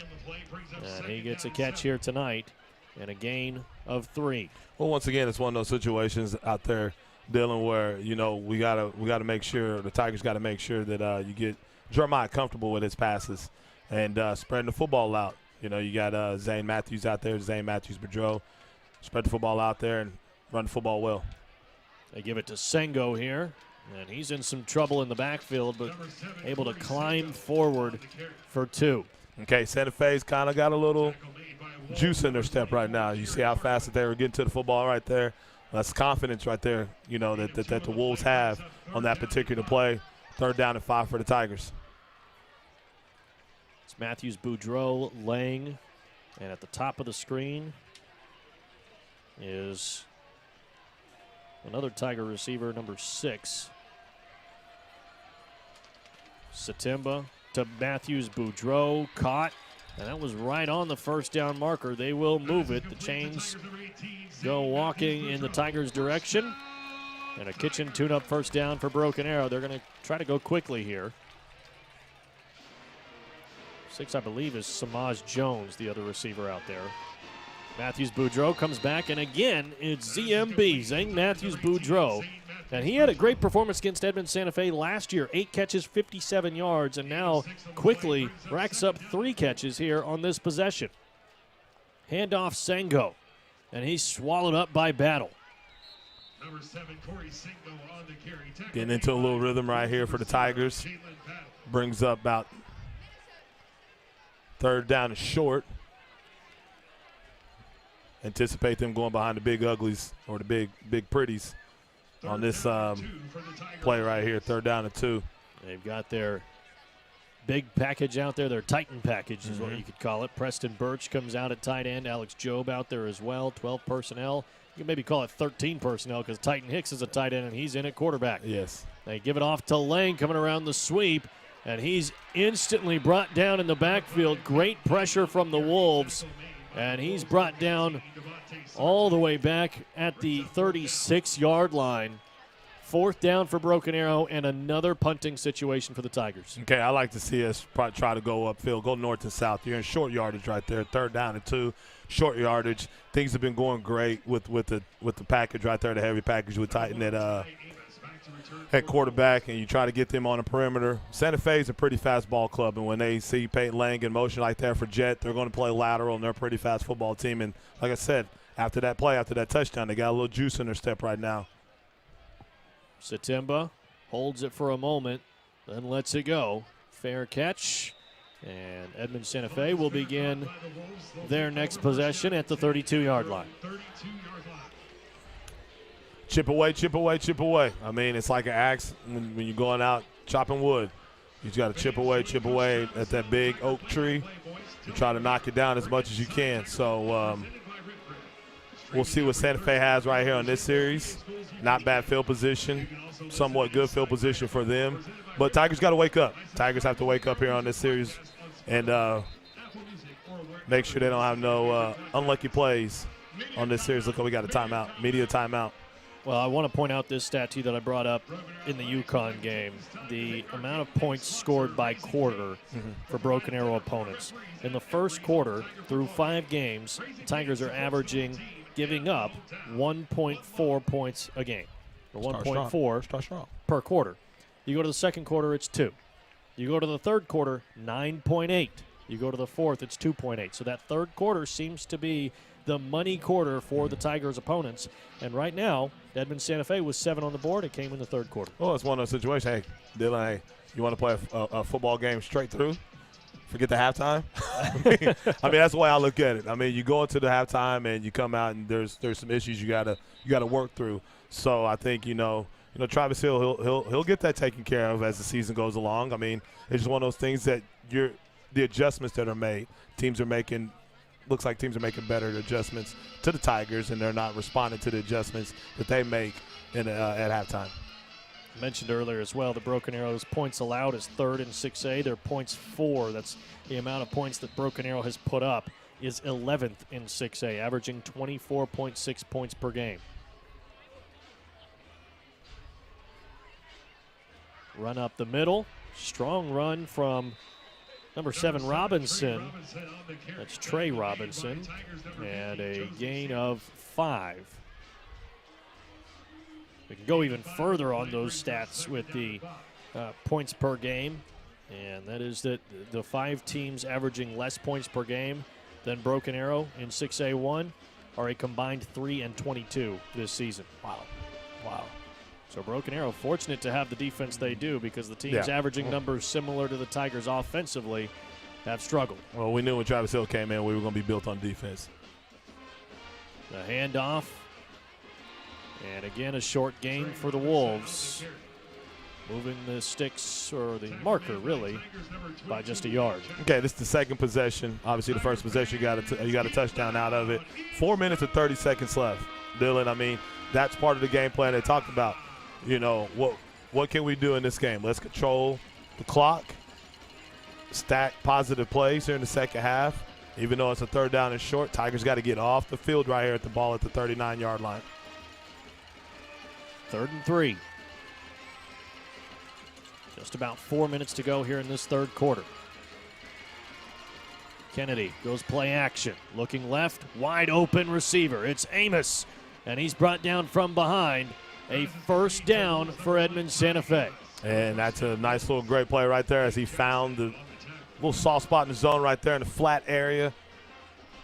Nate couldn't quite get underneath that as quick as possible, and you had Ferrell that couldn't come down and trigger as fast enough.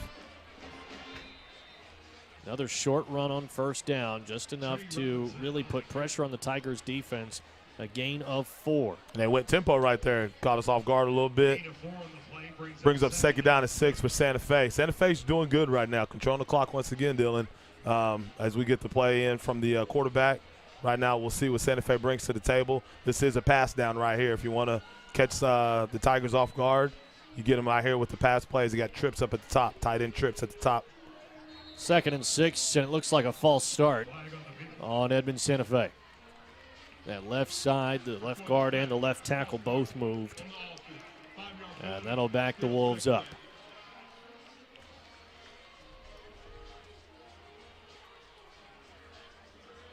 We had talked to this point as it applies to Broken Arrow, but now in this same situation it applies to Edmond Santa Fe, is shooting yourselves in the foot. You get momentum plays, you got to build on them. You can't have those really pre-snap penalties really do a number on you, but really any sort of mental error is going to cost you. Shotgun formation, Kennedy gets the snap, fakes the handoff, looking way out into the field. It's caught by Davis, and he goes down at the 2-yard line. Well, that's a great setup by Santa Fe right there. Obvious pass situation. They just go straight verts. Bender route by their top receiver, Davis. Had a post route open as well. 1st and goal. Whistles before the handoff, or the fake handoff, that is. And it may have just been a timeout for Edmond Santa Fe as they try to get things. It's like one of their coaches is very emphatic about his information to Davis there at the top. As we got a replay, little RPO action, he's wide open. I thought he would go underneath to number 1 here, Amos, but instead Davis open over the top. Yeah, he wanted and a great long ball by Kennedy, and we've seen some of that arm talent we had talked about in the beginning of this game, that he is a threat running the football, but able to see him unload that arm here. And he can unload the arm, and that right there he showed that he can go vertical with it, and great job by him and Davis. him getting the football right in the right place for Davis. He had two options right there. Like you said, post route was open. If he leads that one, he's probably walking into the end zone, but he wanted the big one to Davis, and he got it right there on Ferrell. So it's going to be 1st and goal for the Wolves. Kennedy on the season had come in with 39 completions on 83 attempts, 363 yards and 2 touchdowns. And I had mentioned that he had a little bit of an issue taking care of the football. 8 turnovers on the season coming into today, 6 interceptions, 2 fumbles. That's now 7 interceptions and 2 fumbles after he threw the pick to Gaston Ferrell. So the Tigers have their work cut out for him here at the 2-yard line, really the 1.5. Because really Kennedy has shown that he's capable of moving this offense. And right now we'll see if he gets it back to him again. Shotgun. Snap is low. Kennedy around the edge. Diving in. Touchdown Wolves. We got a Tiger down right there at about the 4-yard line. Looks like Gillespie, him and Samaj ran into each other, but he looks like he gets back up. Hey, fumbled snap, picks it up, has the speed to get outside, and splits the 2 defenders, have them run into each other. He dives into the end zone. 6 points for the Wolves as they now cut the lead to 15 points with this ensuing kickoff. Kennedy didn't look 100% as he dove across that goal line and jogged back to the sideline. And he was tended to by the training staff earlier in this ball game, so we'll see what comes of this situation. Point after try for Edmond Santa Fe as they look to turn it into a 2-score ball game. It's up and good, so the Wolves trail by just 14 here at Broken Arrow. It'll be the Tiger offense coming back out after the kickoff. Broken Arrow with their work cut out for them. A lot of ground to make up after these first few possessions of the third quarter. We'll come back here in just a moment, live here on ArrowVision, brought to you by Kinetic.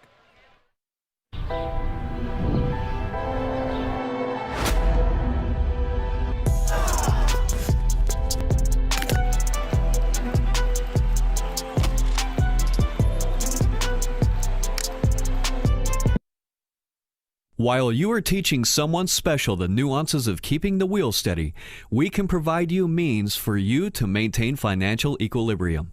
First National Bank of Broken Arrow. First people put people first. All in all, there's not a better place to work. Working at St. Francis is... Working at St. Francis is... Working at St. Francis is... It's very fulfilling. The work that we do is hard. The work that we do changes people's lives. It's more than a job. It's more than a job. It's more than a job. It's more than a job. It's a calling.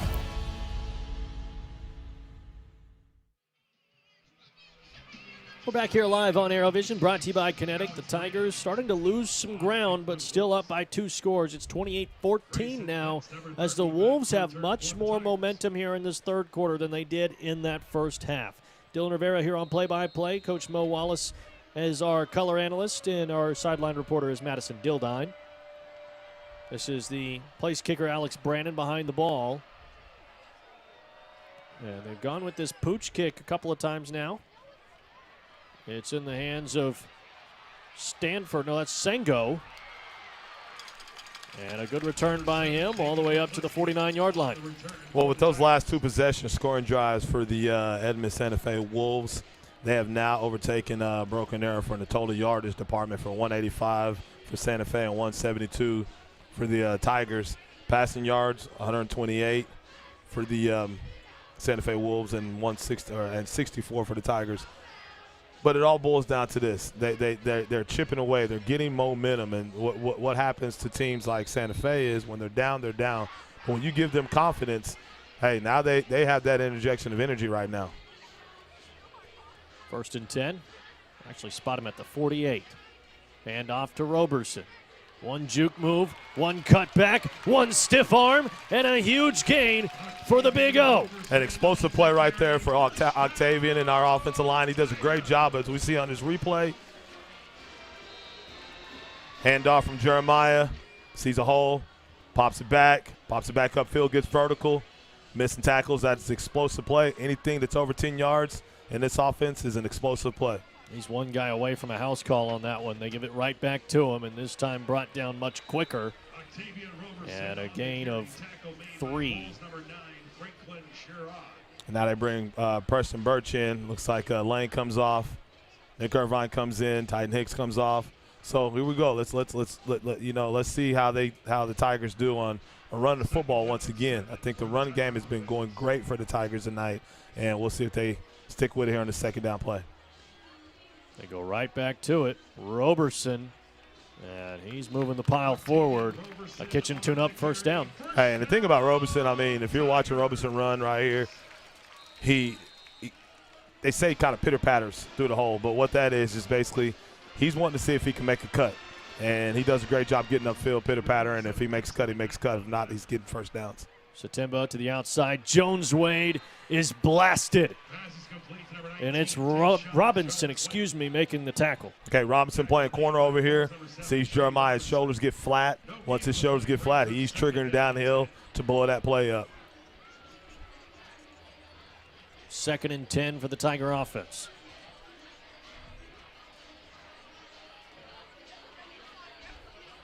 They'll go back to Roberson.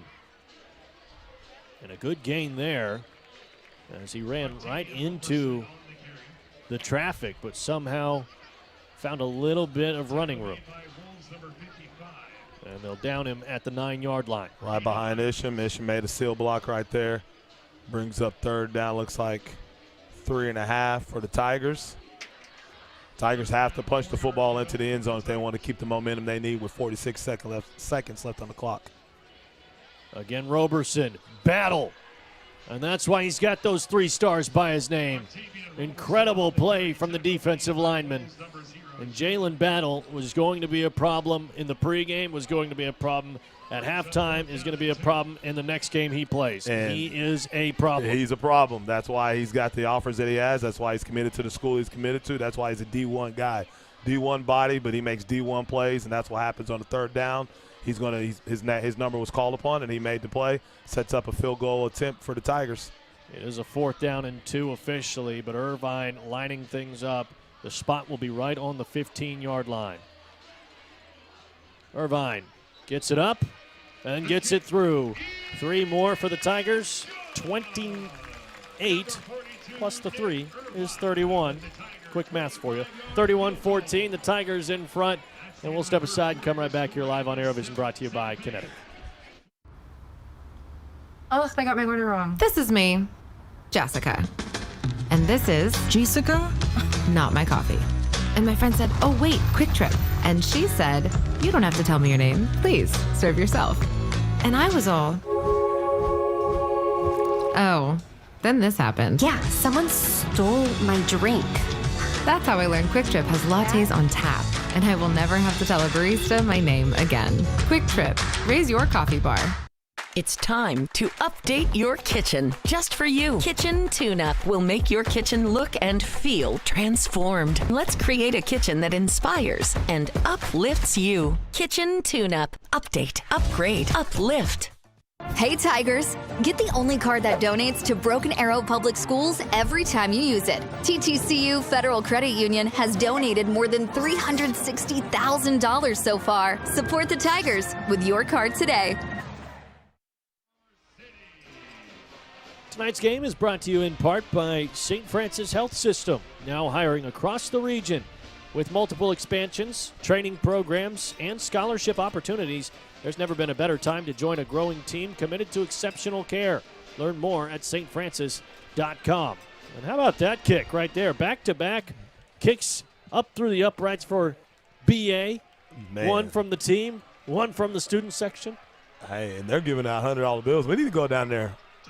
I don't know if they'll let me try that. Hey, we're going to let you try. We're going to have you go down there, Dylan. I've already got to try hitting a softball later this month. I mean, Nick Irvine right there at the buzzer. It's kind of like hitting a shot at the buzzer on the basketball court.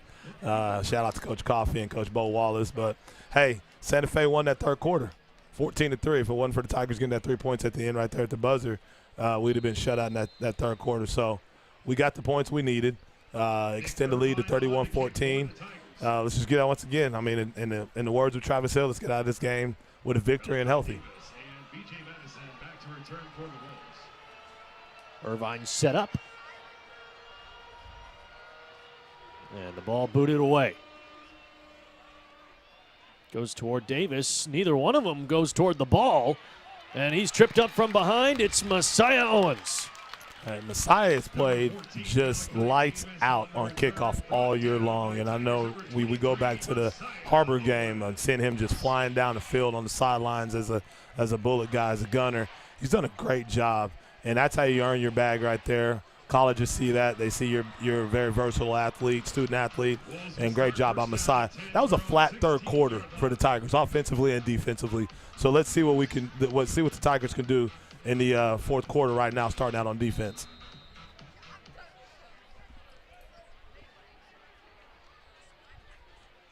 Kennedy gets the snap, hands it off. Plenty of running room for Robinson, and another explosive play for the Wolves. He's beyond the 40-yard line before he's brought down by the Tigers secondary, and a kitchen tune-up first down for Edmond Santa Fe. And Santa Fe is filling it up front, and they're making the blocks they need to make. Another handoff. This time the Tiger defense is waiting, and it's Gabe Manning. Beautiful job by Gabe Manning on that play right after that first down run. Getting his shoulders lateral. That's what a defensive end Tiger is supposed to do. Once he gets off that block, stays lateral to the line of scrimmage, and makes a good play right there in the backfield to stop them for another big play.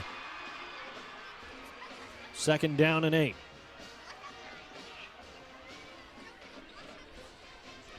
Tight end trips to the top.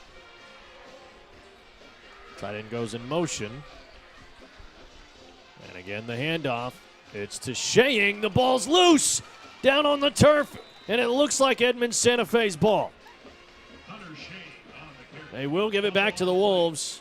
It's the offensive lineman, number 50. And that's Alex G. that fell on top of it.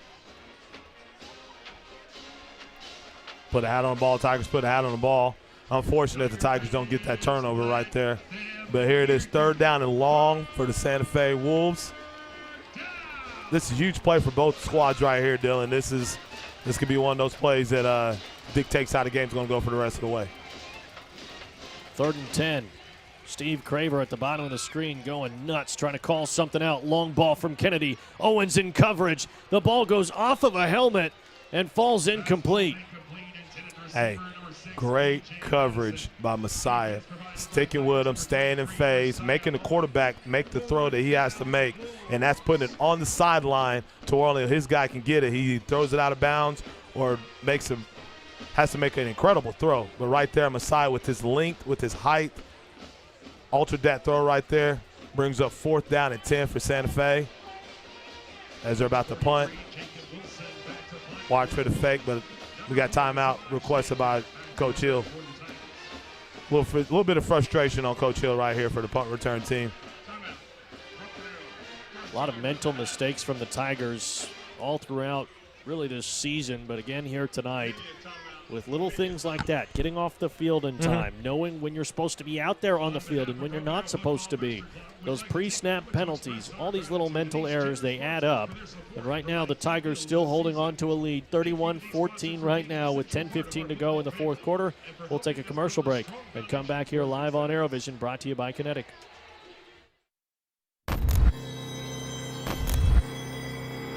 Hey Tiger fans, this year Broken Arrow is going cashless for all home varsity games. That means all tickets are sold through GoFan. No paper tickets needed. Debit and credit cards are still accepted at the gate. But we still encourage you to download the GoFan app. Have your tickets on your phone before you arrive so you can get through the gates faster. And don't worry, our BA ticketing team will activate your ticket at the gate. This is the fast way to get in and skip the lines. Remember to have your tickets ready on your phone. Go cashless and see you at the game.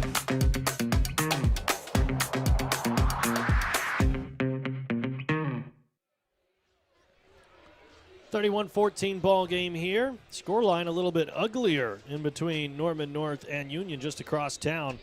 Norman North, who you would thought this season probably would go into Union's house and go get a victory, they're trailing 30-7, the Red Hawks in front. And that's the number 4 team in the state, according to the Oklahoman or the Tulsa World. But that's the number 4 team in the state. You know, and getting back to this game, Dylan, you know, yes, we talked about the Tigers playing flat in the third quarter, but the coaches always talk about playing winning football. Winning football is eliminating mental mistakes. Winning football is, going out whenever you're supposed to be out on the punt team, on the punt team. You're supposed to come off on the punt return team, come out on the punt return team. So you got to be able to play winning football if you want to be that championship program. Punt team out there for Edmond Santa Fe. Samaj Stanford, the deep return man, and it will fall short of him. And so Edmond Santa Fe will down the ball as it rolls around that 25, 24-yard line, and that's where they'll spot it as the 24. Actually backs it up to the 23 with a little bit of help from the wind. That wind has been a little finicky tonight. First down and 10. Championship ball clubs put the football in the end zone in a situation like this. Put it on the offense right here, Dylan. It's one of those situations where the Tigers have to go down and make their statement made with 10 minutes left in the fourth quarter.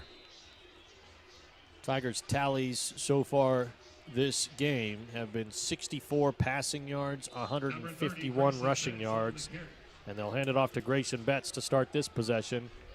A gain of 1. And the attack that the Tigers have had with their three-header monster tonight with Grayson, with Sango, and with Octavian has done pretty well tonight. The offensive line, we talked about the interior line tonight. They've done a pretty good job of opening up holes and sealing blocks and kind of neutralizing Battle there a little bit, but Battle has made the big plays. They'll go to Betts again, and he is brought down quickly. In the backfield was number 35, Luke Compton, and then a couple other Wolves swarmed to him and finished the play. And once again, number 0's in there. So brings up third down and long for the Tigers right now. Third down and 6 to be exact. Looks like the Wolves are bringing a blitz. Ball on the 27-yard line. Tigers look back to the sideline. Getting the call. Samaj Jones, Antonio Gillespie Jr., Peyton Lang, and Zane Matthews-Boudreau, the receivers. Underneath, it's Lang making one man miss, making a second man miss into the secondary and drugged down from behind. A great gain and a great play from Peyton Lang. Catch the ball, make the first man miss, get upfield, make the second man miss. It's another explosive play for a plus 10 play right there for the Tigers. As we see on the replay right here, courtesy of ArrowVision. Jeremiah taking his time, stepping up into the pocket. Peyton Lang pushes one guy off, makes a juke move right there, number 16. First down for the Tigers. 2 receivers left and 1 to the right here. A handoff to Betts. He'll follow his lead blockers, and he gets to the 49.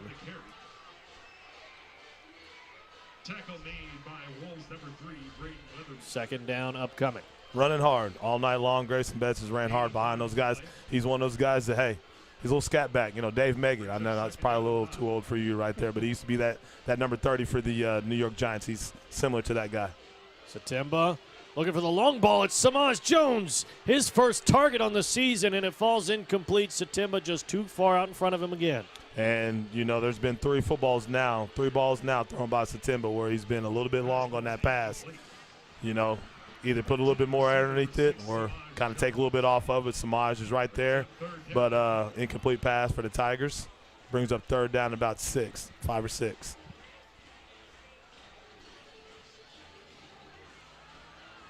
Ball on the 49-yard line. Satemba back to pass again. The flag goes up. It's Samaj Jones making his first catch, moving the chains, and down around the 39-yard line. But this may be a infraction on the Tigers. Coach Hill thinks it should be on Edmond Santa Fe, and a false start on Broken Arrow.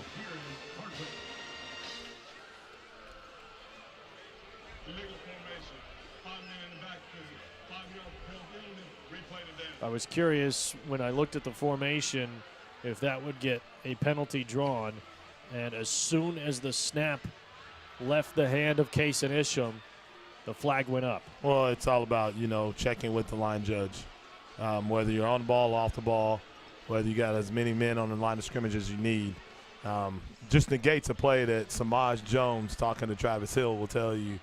He's a guy that he gets his hands on the football, he can go. I mean, we watched 7-on-7 this summer, and he had a touchdown right over here against Booker T in a little 7-on-7 scrimmage out here. And I'm telling you, the guy got so far off the ground that, I mean, it made even Booker T coaches look surprised. So he's a talent that if he gets the football, he can go. 2 to the left, 2 to the right, 3rd down and 10. Satimba, pressure immediately, trying to sidestep it. Ball still in his hand, and he will be sacked. Flag coming in late. The sack, courtesy of number 3, Braden Weathersby. This might be on the Tigers. Shot number 71. I don't know. Well, looks like it might be on the Wolves. The official just pointed Edmond Santa Fe's way. Yeah.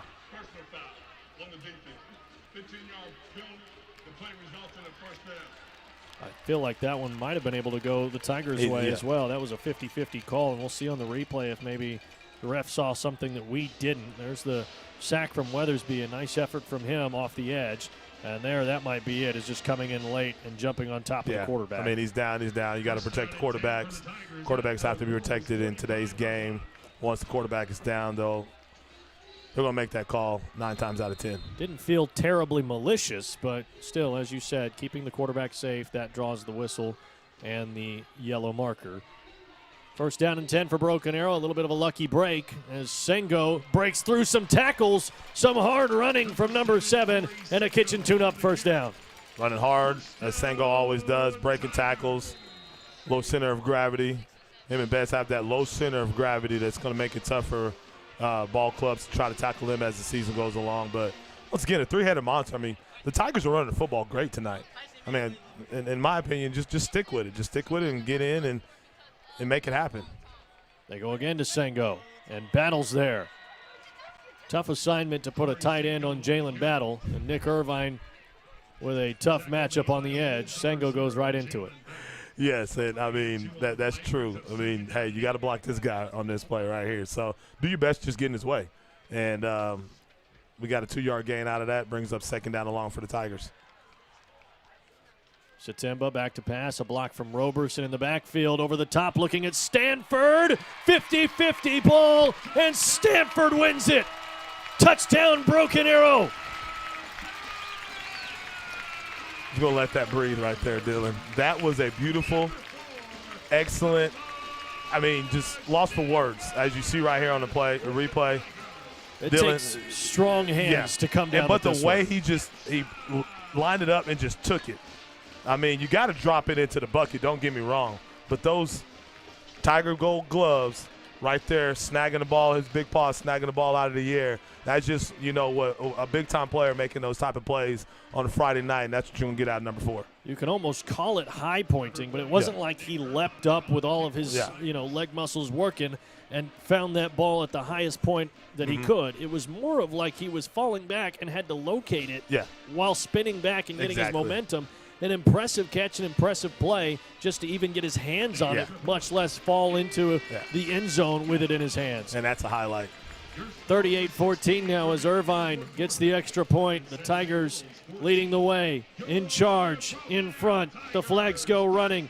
It's a ball game here at Memorial Stadium. 6:28 to go. We'll step aside. Come right back here live on ArrowVision, brought to you by Kinetic. Hey BA Tiger fans, now's the time to show your school spirit. Support your favorite school with the Broken Arrow School Pride debit card from TTCU Federal Credit Union. The only card that gives back to Broken Arrow every time you use it. Since the program began, TTCU has donated over $350,000 to Broken Arrow Public Schools. That's a lot of support from fans just like you. Whether you're a student, parent, or a proud Tiger fan, your everyday purchases can make a difference. With TTCU, you're not just banking, you're backing your school and local community.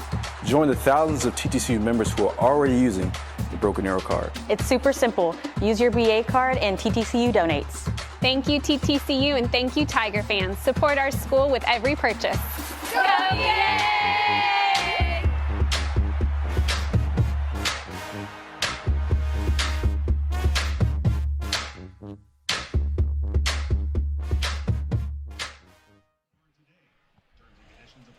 All Our broadcast tonight is brought to you in part by Tulsa Bone & Joint, proud to serve as the official team orthopedist for Broken Arrow Athletics. With 4 orthopedic urgent care locations, you can walk in and see a specialist. No appointment needed. Tulsa Bone & Joint, moving life forward. Well, Coach Mo, there's usually one player that ends up getting talked about quite a bit on this broadcast, and for good reason, because he does it on every single facet of the football game, offensively, defensively, on special teams, and now getting that offensive highlight, getting that touchdown catch and making it a 38-14 ball game. Well, 8 plays, 77 yards, 3 minutes and 32 seconds for the Tigers right there on that drive, and it ended with the pass from Jeremiah to Samaj. 6 points on the board.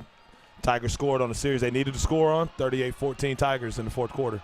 Samaj Stanford is going to be one of the top players in the 2027 class, not just here in Oklahoma, but in the nation.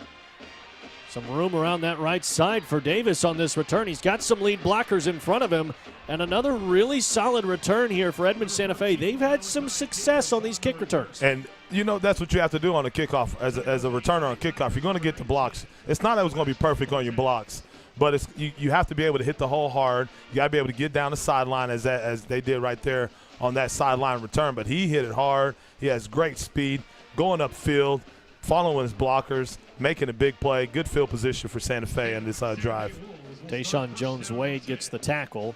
First down and 10 for the Wolves on the 47-yard line.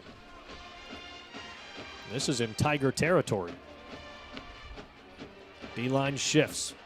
They fake the handoff out on the perimeter. Caught by Amos and a first down. Hey, you know, right there, I mean, it looks like we had Gaston up at the top.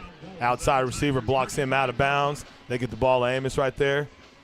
First down for Edmond Santa Fe, as we see on this replay. A little now action going on. Gets the ball up the field, makes a great play, gets out of bounds. First down for the Wolves. 2 receivers out there, the tight end and the running back alongside Amos in the backfield. Or Kennedy, excuse me. Ball batted down at the line of scrimmage. I'm not sure how exactly it happened, but there was a lot of congestion right there where Kennedy was standing, and somebody got a hand to it.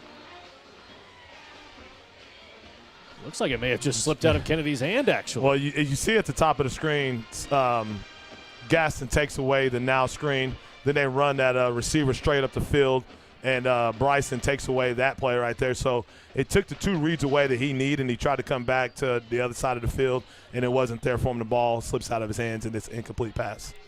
2nd and 10. Robinson moves up right next to his quarterback. They'll hand it off to him. He gets around that right sideline, puts those shoulder pads down, and hits it hard. Looks like somebody's mouthpiece fell out on that one, Dylan. That's some good football. That's some good football. I mean, it's either a mouthpiece or something fell out. I mean, that was a big-time blow right there. Number 7 delivered to a Tiger. It was Bryson Brown that was on the receiving end of it. Ball on the 21-yard line.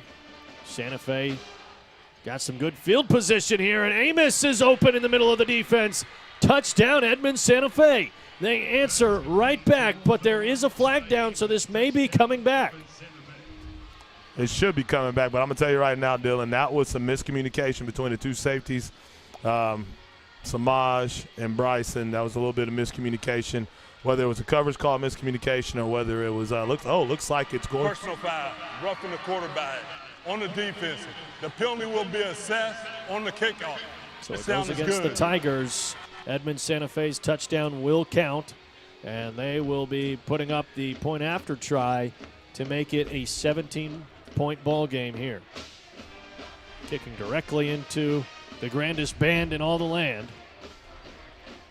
Hey, they should be going to a competition here pretty soon, huh? They are. Yeah. They are indeed. Heard that today by a band parent. Hoping to become Grand National champions once again. And the kick is blocked by the Tigers, and it goes no good.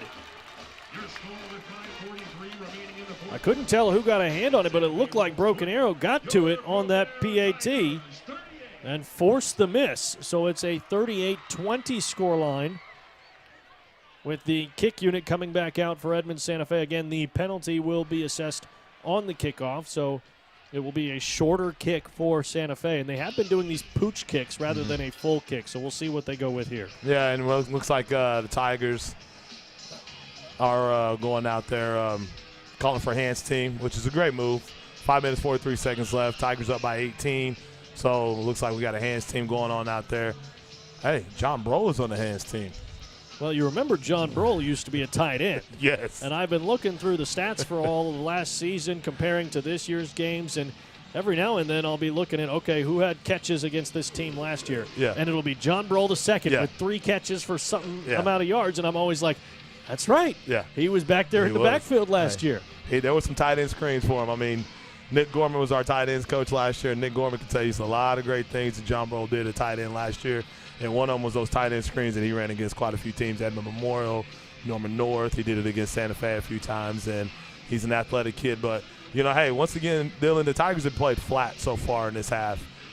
Santa Fe just came out fired up. Tigers had their miscues in their first possession. I mean, it goes back to that first possession of the second half, and you give Santa Fe their life. If the Tigers aren't up by a few scores at halftime, we'd be singing a different tune right now. The Tigers would be. So right now the hands team is out there, potential onside kick by Santa Fe, and we'll see how this play results.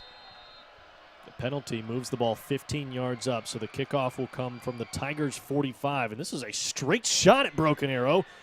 Ball may still be on the ground. They're fighting for it at the bottom of the pile. And one of the officials is pointing the Tigers' way, so it'll be BA football here. Okay, and on that touchdown play, Dylan, I'd like to talk about the communication between the two safeties. As Samaj was walking off the field, you had Coach Craver over there talking to Samaj.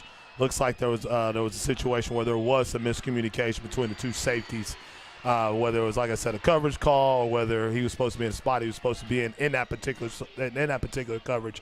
It just wasn't happening because that number 2 guy just came right in the middle on a post route, and he's walking into the end zone for 6.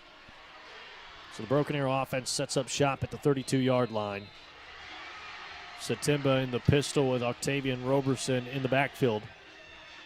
They'll hand it off to Roberson. And he will get a decent gain on first. Falls down at the 39. I just seen a good blitz pickup. Ran a free safety blitz. As you'll see on this replay, probably quite see it right here, but you see Preston Birch pick up number 23, screaming in, picks him up to stop that blitz right there. So bring down 2nd down and 4 for the Tigers. Just over 5 minutes on the game clock here. Roberson into the secondary and spinning by 1, but wrapped up by the ankle and a flag down. Might be a face mask on number 24. He did grab up there by the helmet, but I know that play is now. Yeah, it's up there too far up, so it might be a hold on the Tigers. It is a hold on Broken Arrow. But I do know number 24 came off the end. Probably just grabbed the top of the shoulder pads. As the White Hat's about to make a call, probably grabbed the top of the shoulder pads on there. Hold it on the offense. 10-yard penalty from the spot of the foul. Still 2nd down. But from my vantage point, I thought he grabbed a helmet right there, but I guess he didn't. But that negates a good run by the Tigers. You know, now, you know, we're talking about sloppy play now in the second half. You know, championship teams make good plays and close out ball clubs like a Santa Fe to where they're supposed to. But now you got Titan in the quarterback. Hicks, the keeper, following Brashears. And a 1st down. Elementary. Make it look simple, don't they? I mean, it's elementary right there. So here we go. Now you're bringing that was out actually number 40. Alex Jobe. Alex Jobe. We talked about him on the you know, off air. You know, Alex Jobe. Big shout out to Alex Jobe. He's been getting some more playing time at tight end over these last couple of weeks. Been a rotation at tight end. We see Irvine still sometimes out there as well. Titan Hicks, the guy we talked about in the pre-show. Handoff Roberson. Looked like he bobbled the handoff for a moment. But moves ahead and across the 50-yard line. Well, they'll actually call him down at the 50-yard line. You're going to see Santa Fe try to bring 2 or 3 people 2 or 3 players on these possessions right here. Kind of load the box knowing the Tigers are going to run the football. Lang, Matthews, Boudreau, and Jones-Wade are the receivers. Hicks at tight end. Roberson in the backfield. High snap. Satimba corrals it. And that just momentary delay allows for the pressure from Glover. And that happens. Timeout for Norman North. Well, we have a timeout. I'll tell you about Shields, one of our One Club sponsors. They have all your game day needs for football, volleyball, cross country, soccer, and more. With the gear and styles from iconic brands like Nike, Hoka, and Adidas, Shields has you covered. Located at the Woodland Hills Mall at 71st and Memorial, Tulsa, Shields is a proud sponsor of Broken Arrow Public Schools. Have you been on that Ferris wheel? Not been on the Ferris wheel yet, but I have definitely gotten lost in that store once or twice.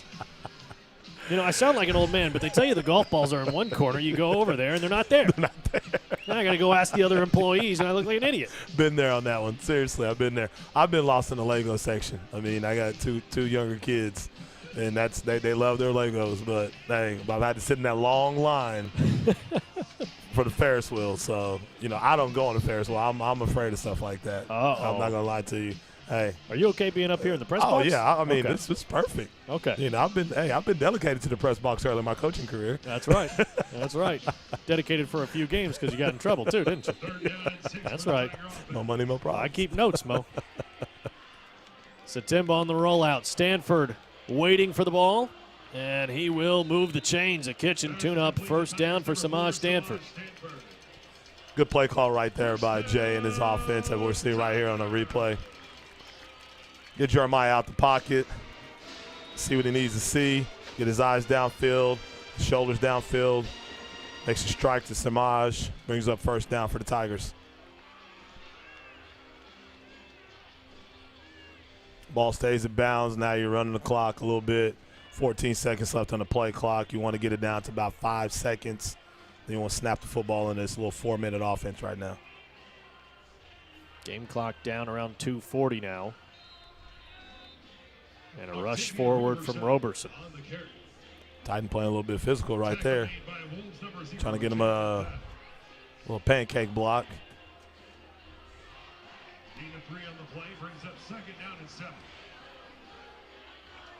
Second and 7. Roberson coming into tonight. 76 carries, 421 yards, and 3 touchdowns. And he's had a successful game here once again.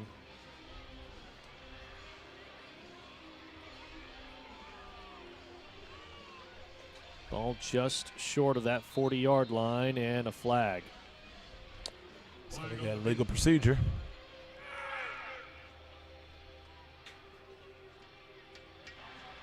Before the snap, false start on the offense. 5-yard penalty, still second down. Be a false start on the Tigers once again. And you could pick up on the official's microphone. Coach Wilkinson not happy. He's not happy. Hill's not happy. It's just the way the game was played in the second half. You know, we talked about how things happened in the third quarter as a timeout. Looked like it's going to be charged to Santa Fe, but we say it and we talk about it off air, and you know you have your conversations with Hill. I have my conversations with Hill and Wilk. It's just a situation where this program has to be able to learn how to win the ball games the right way. You know, you can't go deep into the district play, you know, playing teams like Norman North, you know, playing teams like Union. Looks like Union's going to be tough in the next couple weeks. You know, Edmond Memorial, and then going into the playoffs, you can't play ball games like this and start out slow and flat in the third quarter and try to get a win out of it. I mean, you got to put together 4 solid quarters in the state of Oklahoma to be that type of a contender, and this program has to learn how to win, and this program has to learn how to be consistent on a every play basis. You got to remember it was 28-0 at halftime. Yeah. Now 38-20. Santa Fe has outscored the Tigers 20-10 here in this second half. The Wolves have used their last timeout, so minute 59 to go. And Santa Fe can't stop the clock anymore. They'll need the Tigers to do so. Sengo, a nice run here. And we talk about it all the time. He's going to be a guy that's going to run hard enough. He's at least going to get you some yardage. He's going to at least get you those yardage. He's going to run hard. He's looking for contact. You know, he does a great job right there getting that first down, basically solidifying the victory for the Tigers. So now, you know, you're going to get into a situation where you run the ball a couple times. And right now, you're just going to be in the greatest formation of football. Minute 30 seconds left. Greatest formation of football with 4 downs, no timeouts. Victory formation. And a good run from Sengo to move the chains sets you up for this. No pressure as the Tigers can just put knee to turf and round this thing out. 38-20 will be the final score here tonight on a homecoming game, putting the stamp on the Tigers' 4th win this season. A 4-2 start for Broken Arrow. Really good season so far in the works, but a tall task in front of them, and we'll talk about the upcoming schedule here in just a moment. But the Santa Fe Wolves, they fall to 0-6, a season for them that has been a struggle. This has been their 3rd 0-5 start in the last 4 seasons. It's been an era where the Wolves have just not had the best luck. They've just not had the capacity to get enough wins to really build something. And it doesn't help that we haven't even mentioned this here tonight. Landon Anderson, defensive lineman for them, is out for the season. 4-star defensive lineman who just recently decommitted from OSU. You got injuries. You got balls bouncing the wrong way. Tonight, it bounced their way for one touchdown at least. But the Santa Fe Wolves, rough start, 0-6. Of course, there will be games down the line where the Wolves have a chance to go out and get some victories. Right now, an 0-6 record for them. The Tigers, on the other hand, though, 4-2, a big victory here at home on homecoming night, and certainly happy to send the fans home with a smile. On homecoming night, on a pink out night. So great job by the Tigers. Santa Fe came in the second half and they chipped away. They did what they wanted to do, and they chipped away. And I think they finished on a positive note. To me, I think they won the second half, like you said, 20-10. They won the second half. So that's something they can build off going into their next game next week. But, you know, some things that the Tigers have to clean up on. You know, starting the third quarter, starting the second half up fast, you know, not playing flat, you know, coming out, solidifying the run game again. You know, those are things that the Tigers have to do and play defense the way you're supposed to play defense, even though you didn't do what you wanted to do defensively in the second half. But I will tell you this much. There's some things that the Tigers can look on film and be perfect with going into their next game at Norman North. But we'll see what goes on. And big shout-out to Santa Fe. Great job in the second half to them. Really quickly, before we get out of here, I want to tell you about Food for Kids Drive that's going on here at Broken Arrow. You can make a difference for local students through the Food for Kids program. In partnership with the Food Bank of Eastern Oklahoma, this program provides weekend meals for BA students who might otherwise go without. It's simple to help. Just visit baschools.org/foodforkids to make a donation. Every contribution goes directly toward feeding Broken Arrow kids, and we thank you for your generosity. 38-20 the final. The Tigers get a good score line up, and it's been a 42-point ball game last week, a 38-point ball game this week. The offense still has some kinks to work out as you're seeing touchdowns from the defensive side of the ball help those score lines a little bit.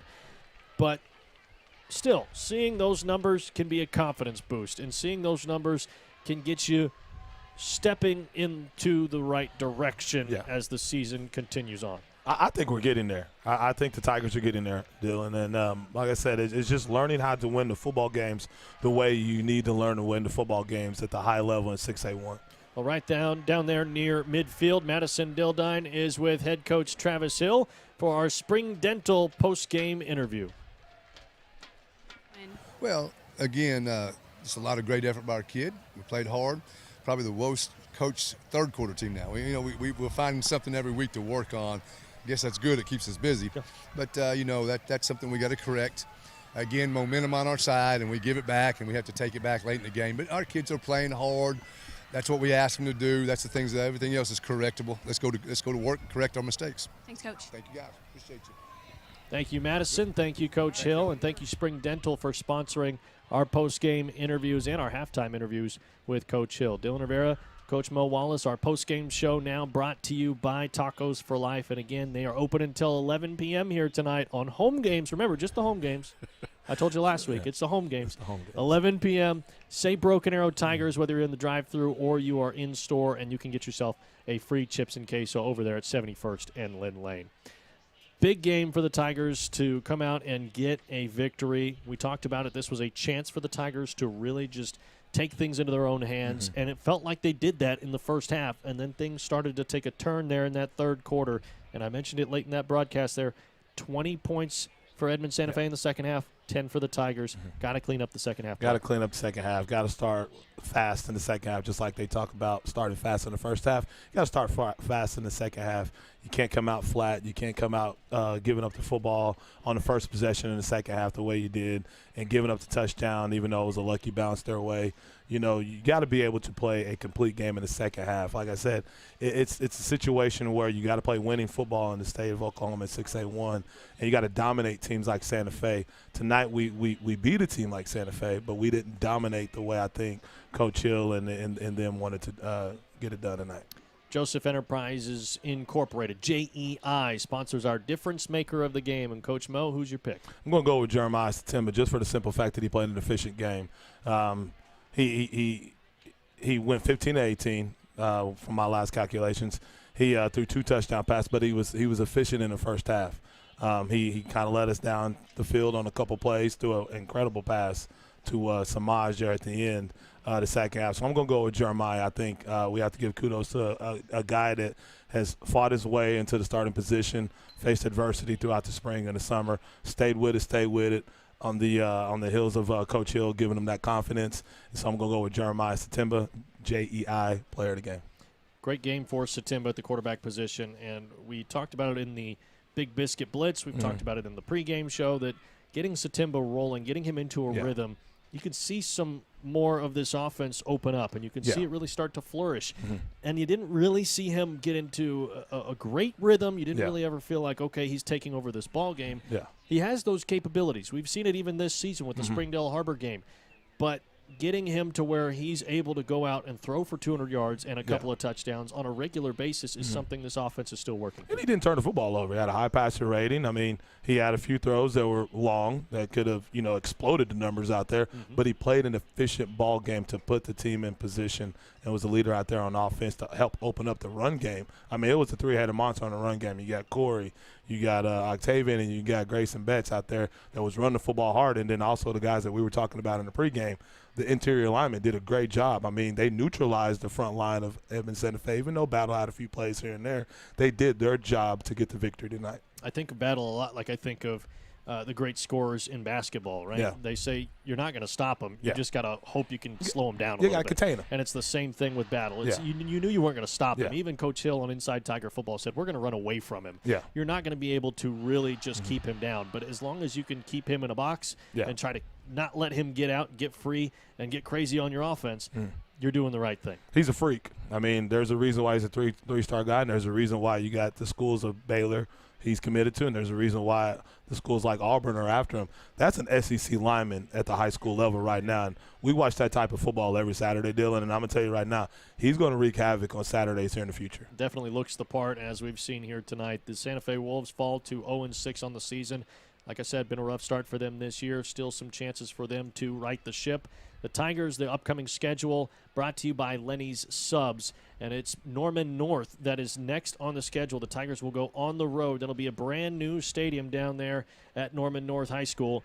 And then the Tigers will welcome the Union Redhawks, who just beat those very same Timberwolves. And then on Halloween night at Edmond Memorial before you play back here at home against the Westmore Jaguars. Lenny Subs, thank you for sponsoring our upcoming schedule.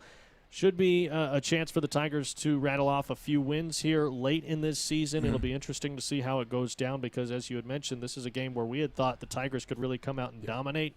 Didn't really do that. So how does that change the picture over the last 4 games? We'll have to see. Well, it's going to be a tough district. We knew coming in that this is one of the tough districts in the state of Oklahoma. Now Norman North is there. Now Union doesn't look like a trap game like it did at the beginning of the season. And Edmond Memorial, I mean, that's a game that talking to the guys in the locker room and talking to the guys in the coach's office in the summer, that game was circled. I mean, you want to talk about those guys on 169 North. You want to talk about the Fayettevilles or whatever, but that game right there, Edmond Memorial, we take care of business against Norman North and Union, will come down to who's going to get that first-round bye. Well, in 2024, this is where we saw the Tigers season really take a turning point, was against Norman North, Union, and Edmond Memorial. So a tough 3-game stretch upcoming for the Tigers. We'll see what they can do with it, and we will have those broadcasts for you. All 3 of those games, plus the Westmore game, plus playoffs. We got you covered. Don't worry about it. Okay? Norman North, we'll be there. We'll be there. Live on ArrowVision, 7 p.m. start time. Don't be worried about it. Dylan Rivera here, Coach Mo Wallace, and Madison Dildine has been on our sidelines tonight. Again, want to thank you for tuning in, and want to thank Tacos for Life for sponsoring our post-game show. Remember, free chips and queso if you go over there right now, 71st and Lynn Lane, and you say Broken Arrow Tigers, whether you're in the drive-thru or in store. Coach Mo, great job tonight. Appreciate you, brother. Thank you for everything. Knocked out the pregame show out on the field. Awesome. Homecoming night. Hey, big time. If you didn't see it, go back and watch it. It was pretty good. That was big time, big time. Credit to our ArrowVision staff as well for pulling that off. Greg Spencer, our director of ArrowVision, and Blake Shy, our audio engineer, our video engineer, our everything engineer. Yeah, makes everything happen. He's the legs to it, isn't he? Yes, he is. Makes everything go. But, hey, you know what? We thank you for tuning in here tonight. The Tigers get a victory 38-20, and we'll see what happens next week when they take on Norman North on the road. We'll see you then.